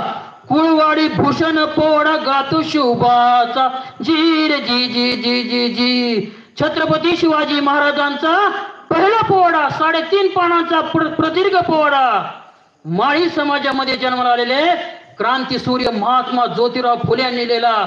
ज्योतिराव फुलेंसाठी एकदा जोरदार टाळ्या झाल्या पाहिजेत, लक्षात घ्या. मग दुसरा पोवाडा छत्रपती शिवाजी महाराजांचा कोणी लिहिला? एक रात्री सह्याद्री हसला, एक रात्री सह्याद्री हसला, आनंद त्याला कसला, आनंद त्याला कसला. चिवचिवाट झाला पाखरांचा, चिवचिवाट झाला पाखरांचा. शिवनेरीवर जन्म झाला शिवबाचा, जी रे जी जी जी. छत्रपती शिवाजी महाराजांवरती दुसरा पोवाडा लिहिला. मुस्लिम समाजामध्ये जन्म आलेले बार्शीचे लोकशाहीर अमर शेख यांनी छत्रपती शिवाजी महाराजांवरती दुसरा पोवाडा लिहिला. आणि छत्रपती शिवाजी महाराजांवरती तिसरा पोवाडा लिहिला. प्रथम मायभूच्या चरणा, प्रथम मायभूच्या चरणा, शिवाजी राजांच्या चरणा, शिवाजी राजांच्या चरणा. वंदून गातो कवनार, जी रे जी जी जी. छत्रपती शिवाजी महाराजांवरती तिसरा पोवाडा लिहिला. लोकशाहीर, शिवशाहीर, साहित्य सम्राट अण्णाभाऊ साठे यांनी लिहिला, लक्षात घ्या. अण्णाभाऊ साठे हे पहिले असे शाहीर आहेत, लक्षात घ्या. अण्णाभाऊ साठेंच्या अगोदर पोवाड्याची सुरुवात देवदेवतांना वंदन करून केली जायची. पण अण्णाभाऊ साठेंनी ती परंपरा खोडीत काढली आणि प्रथम मायभूच्या चरणा आणि छत्रपती शिवाजी महाराजांना वंदन करून पोवाड्याची सुरुवात करणारे हे लोकशाहीर अण्णाभाऊ साठे होते, लक्षात घ्या. इतकं प्रगल्भ साहित्य अण्णाभाऊचं आहे. एक एक कादंबरी तुम्हाला समोर चित्रपटामध्ये जसा अभिनेता उभा राहतो तो अभिनेता उभा करणारी अशा प्रकारची कादंबरी आहे. पण दुःख एकाच गोष्टीचं आहे, महाराष्ट्र शासनानं म्हणजे मनोहर जोशी यांनी त्या कालखंडामध्ये वि. स. खांडेकर यांच्या नावाने मराठी भाषा दिन साजरा केला. म्हणजे वि. स. खांडेकर आणि अण्णाभाऊ साठे हे आता ते सुद्धा साहित्यिक आहेत, अण्णाभाऊ साठे साहित्यिक आहेत. पण दोघांची जर तुलना केली गेली तर अण्णाभाऊ साठे निश्चितच त्यांच्या पुढं खूप पटपटीने पुढे आहे. पण केवळ मातंग समाजामध्ये जन्म आल्यामुळं अण्णाभाऊ साठेंच्या नावानं मराठी भाषा दिन साजरा केला जात नाही, लक्षात घ्या. पण खरा मराठी भाषा दिन जो आहे हा अण्णाभाऊ साठेंच्या जयंती दिवशीच साजरा केला गेला पाहिजे. कारण त्यांचं एवढं साहित्य आहे, एवढं मराठी साहित्यामध्ये योगदान आहे, लक्षात घ्या. आणि या साहित्यावरती लक्षात घ्या, बाबूराव गुरव यांनी सांगितलेली माहिती आहे, आजपर्यंत आपल्या महाराष्ट्रामध्ये जेवढे विद्यापीठ आहेत, या विद्यापीठामध्ये 100हून जास्त लोकांनी अण्णाभाऊ साठे यांच्या साहित्यावरती PhD पूर्ण केलेली आहे. लक्षात घ्या, हे अण्णाभाऊ साठेंचं साहित्य लक्षात घ्या. तू शब्दाचं बियाणं पेरलं, तू शब्दाचं बियाणं पेरलं, साहित्य रूपी या रानात, साहित्य रूपी या रानात, तवा अण्णाभाऊ दिसतोय बघ, तवा अण्णाभाऊ दिसतोय बघ, इतिहासाच्या पानापानात, तवा अण्णाभाऊ दिसतोय बघ, इतिहासाच्या पानापानात. लक्षात घ्या, अण्णाभाऊ साठे जीवनचरित्र याच्यावरती मी इतकी पुस्तकं शोधली, पण अण्णाभाऊ साठेंचं जीवनचरित्र फक्त एकच माणसानं लिहिलं, आणि तेही त्यांचे भाऊ आहेत शंकर साठे यांनी लिहिले. छत्रपती शिवाजी महाराज असतील, बाबासाहेब आंबेडकर असतील, त्यांचे चरित्र भरपूर लोकांनी लिहिले, पण अण्णाभाऊ साठे मात्र त्याच्यापासून खूप दूर राहिलेले. फक्त त्यांच्या साहित्यावर विवेचन करणारे ग्रंथ खूप आलेले आहेत, पण त्यांचे जीवनचरित्र शंकर साठे त्यांचे भाऊ, लहान भाऊ यांनी तेवढं लिहिलेलं आहे. लक्षात घ्या. मग अण्णाभाऊ साठे एवढे विलक्षण प्रतीचे त्या कालखंडाचे कलाकार होते. लक्षात घ्या.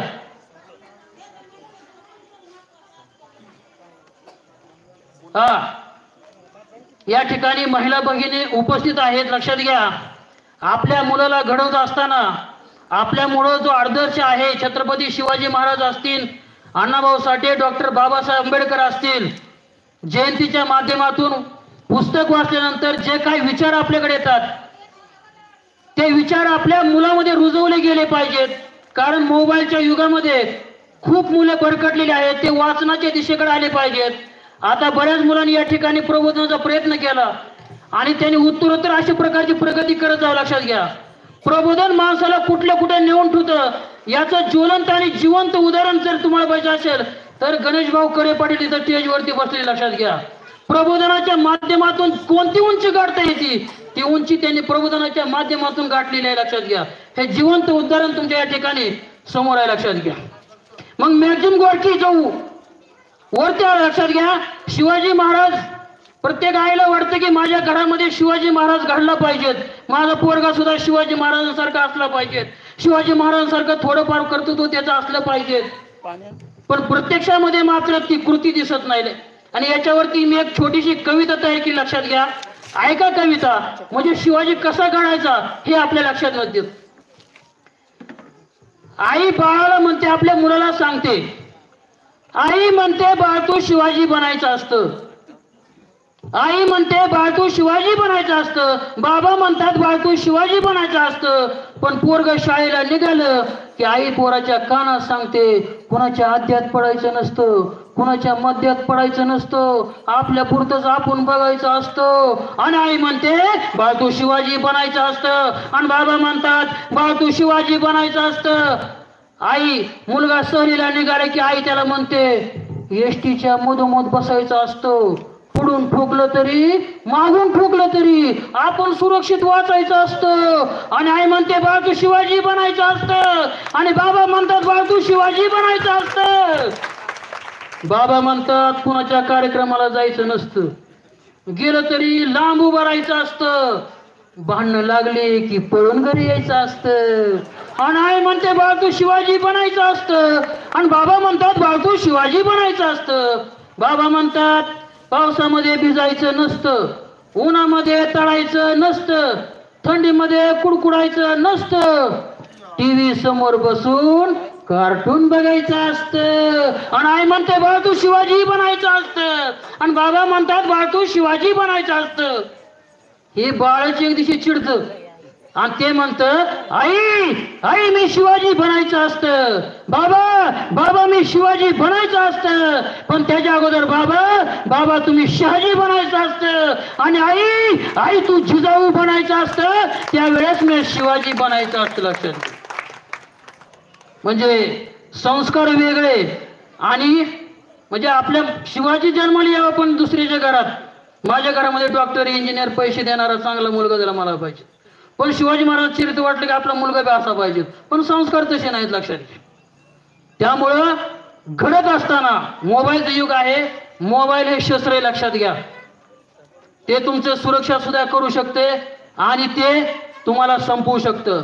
त्यामुळं मोबाईलचा आपल्या मुलाला कितपत वापर करू द्यायचा हे लक्षात घ्या. बरं झालं अण्णाभाऊ साठेंच्या कालखंडामध्ये मोबाईल नव्हता, नाहीतर त्यांच्याकडून एवढी ग्रंथ निर्मिती त्या कालखंडामध्ये झाली नसते लक्षात घ्या.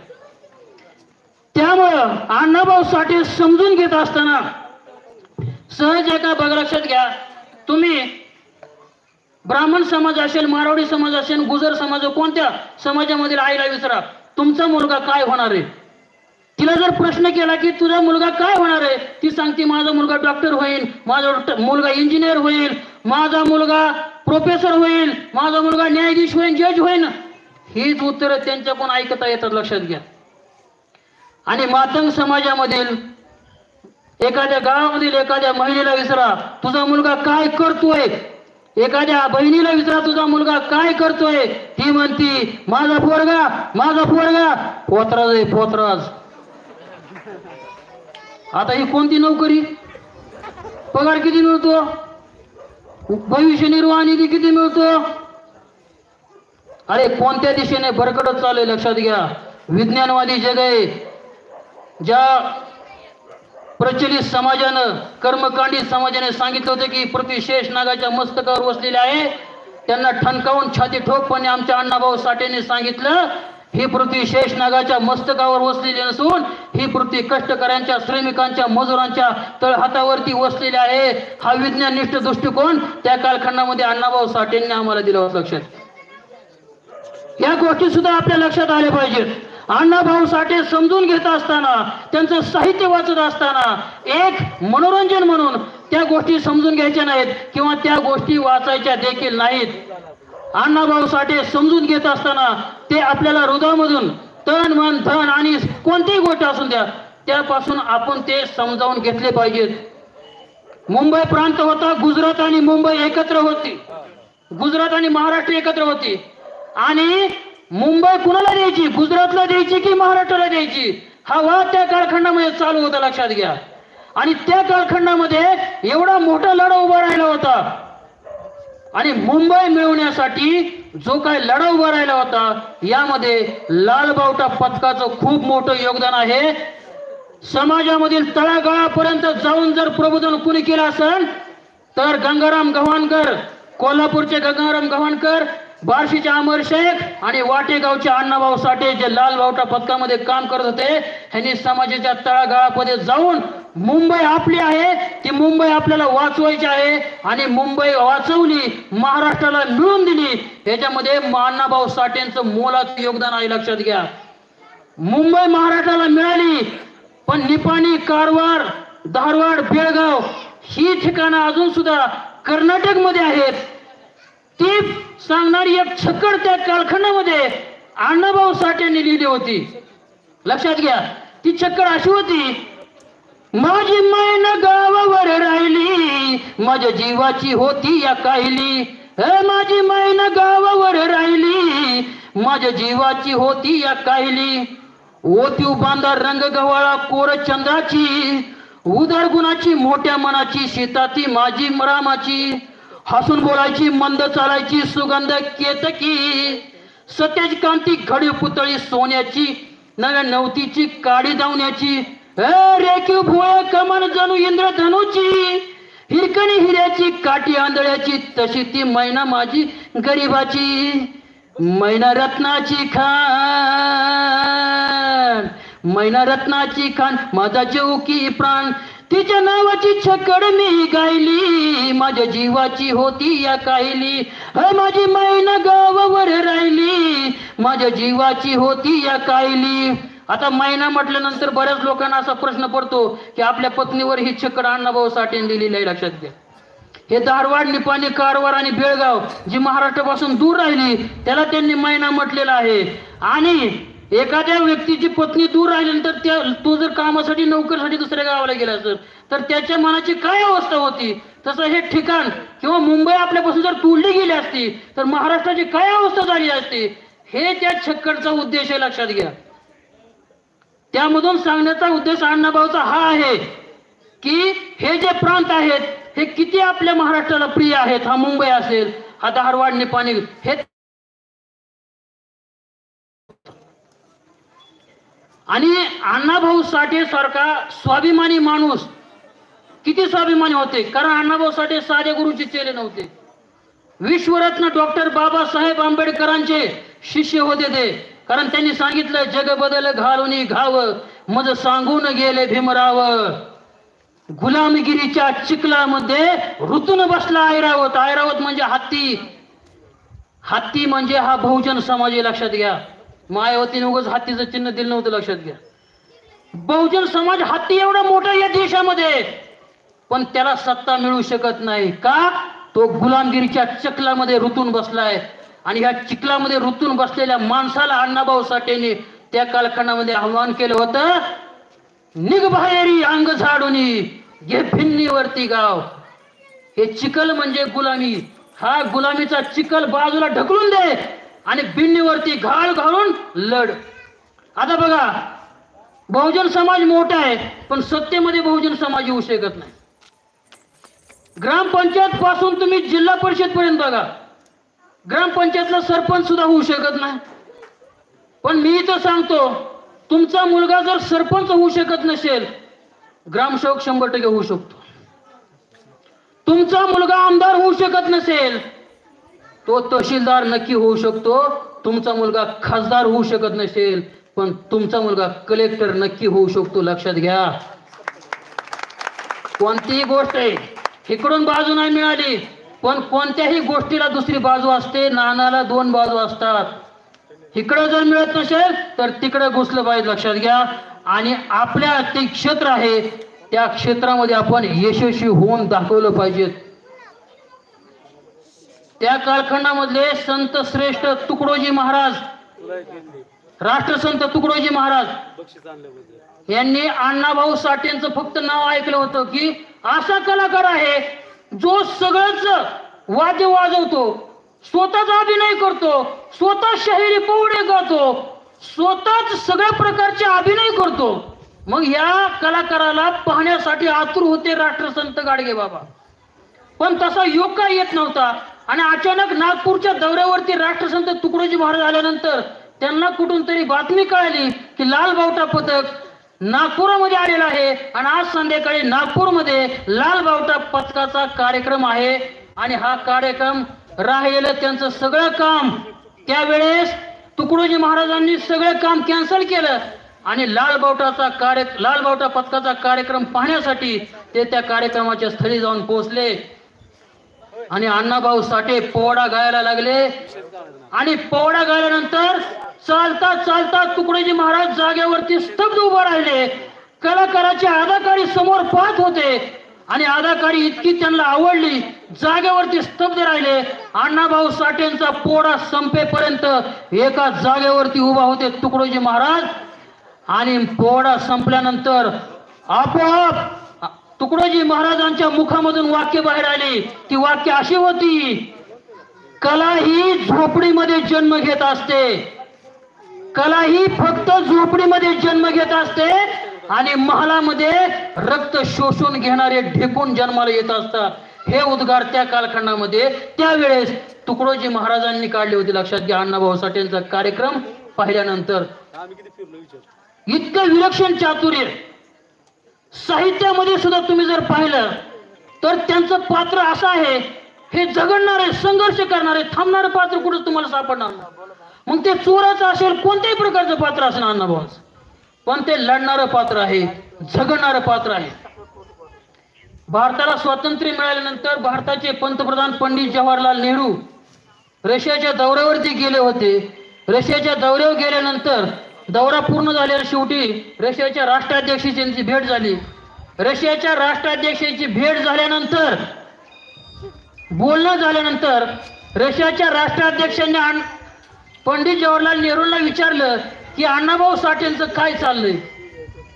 आता अण्णाभाऊ साठेंचं काय चाललंय म्हटल्यानंतर पंडित नेहरूकडे याचं उत्तर नव्हतं, कारण पंडित नेहरूंना अण्णाभाऊ साठे माहीत नव्हते. जे अण्णाभाऊ साठे रशियाच्या राष्ट्राध्यक्षाला माहित होते. अण्णाभाऊ साठेची स्टेजवरती एंट्री झाल्याबरोबर तिथले रशियाचे लोक म्हणायचे, Sultan fame Annabhau Sathe is coming. या घोषणेने त्यांची एंट्री केली जात होती. ते अण्णाभाऊ साठे रशियाला कळाले, पण ते अण्णाभाऊ साठे पंडित नेहरूंना माहिती नव्हते. पंडित नेहरू भारतात आले, पीएला बोलवले, अरे अण्णाभाऊ साठे कोण आहे? पीए म्हणलं आय डोंट नो, त्याला माहित नव्हते. अरे जा ते हुडक अण्णाभाऊ साठे कोण आहे ते रशियाचा राष्ट्राध्यक्ष मला रशियामध्ये विचारतो अण्णाभाऊ साठे कोण आहेत आणि आपल्याला माहिती नाही. आणि तिथनं मग अण्णाभाऊ साठे यांचा शोध त्या ठिकाणी सुरू झाला. आणि त्या कालखंडामध्ये शोधत मुंबईच्या चिरानगरच्या झोपडपट्टीमध्ये इतकं गलिच्छ वातावरण, त्या ठिकाणी मच्छरांची पैदास, त्या ठिकाणी प्रत्येकाला विचारायचं, त्या ठिकाणी विचारलं गेलं अण्णाभाऊ साठे कुठे आहेत? त्यांनी सांगितलं पुढे एक छोटंसं घर आहे आणि त्या घरामध्ये लिखाण करत बसलेला एकच माणूस या चिरानगरच्या झोपडपट्टीमध्ये तुम्हाला सांगेन सापडेल, तो म्हणजे अण्णाभाऊ साठे. तो पीए त्या ठिकाणी गेला. यशवंतराव चव्हाणांनी त्यावेळेस त्या पीएला तिथं पाठवलं होतं आणि त्यांनी सांगितलं, अण्णाभाऊ साठे तुम्हीच का? ते म्हणले हो, चला तुम्हाला यशवंतराव चव्हाणांनी बोलवलंय. अण्णाभाऊ साठे म्हणले मी येणार नाही. महाराष्ट्राचा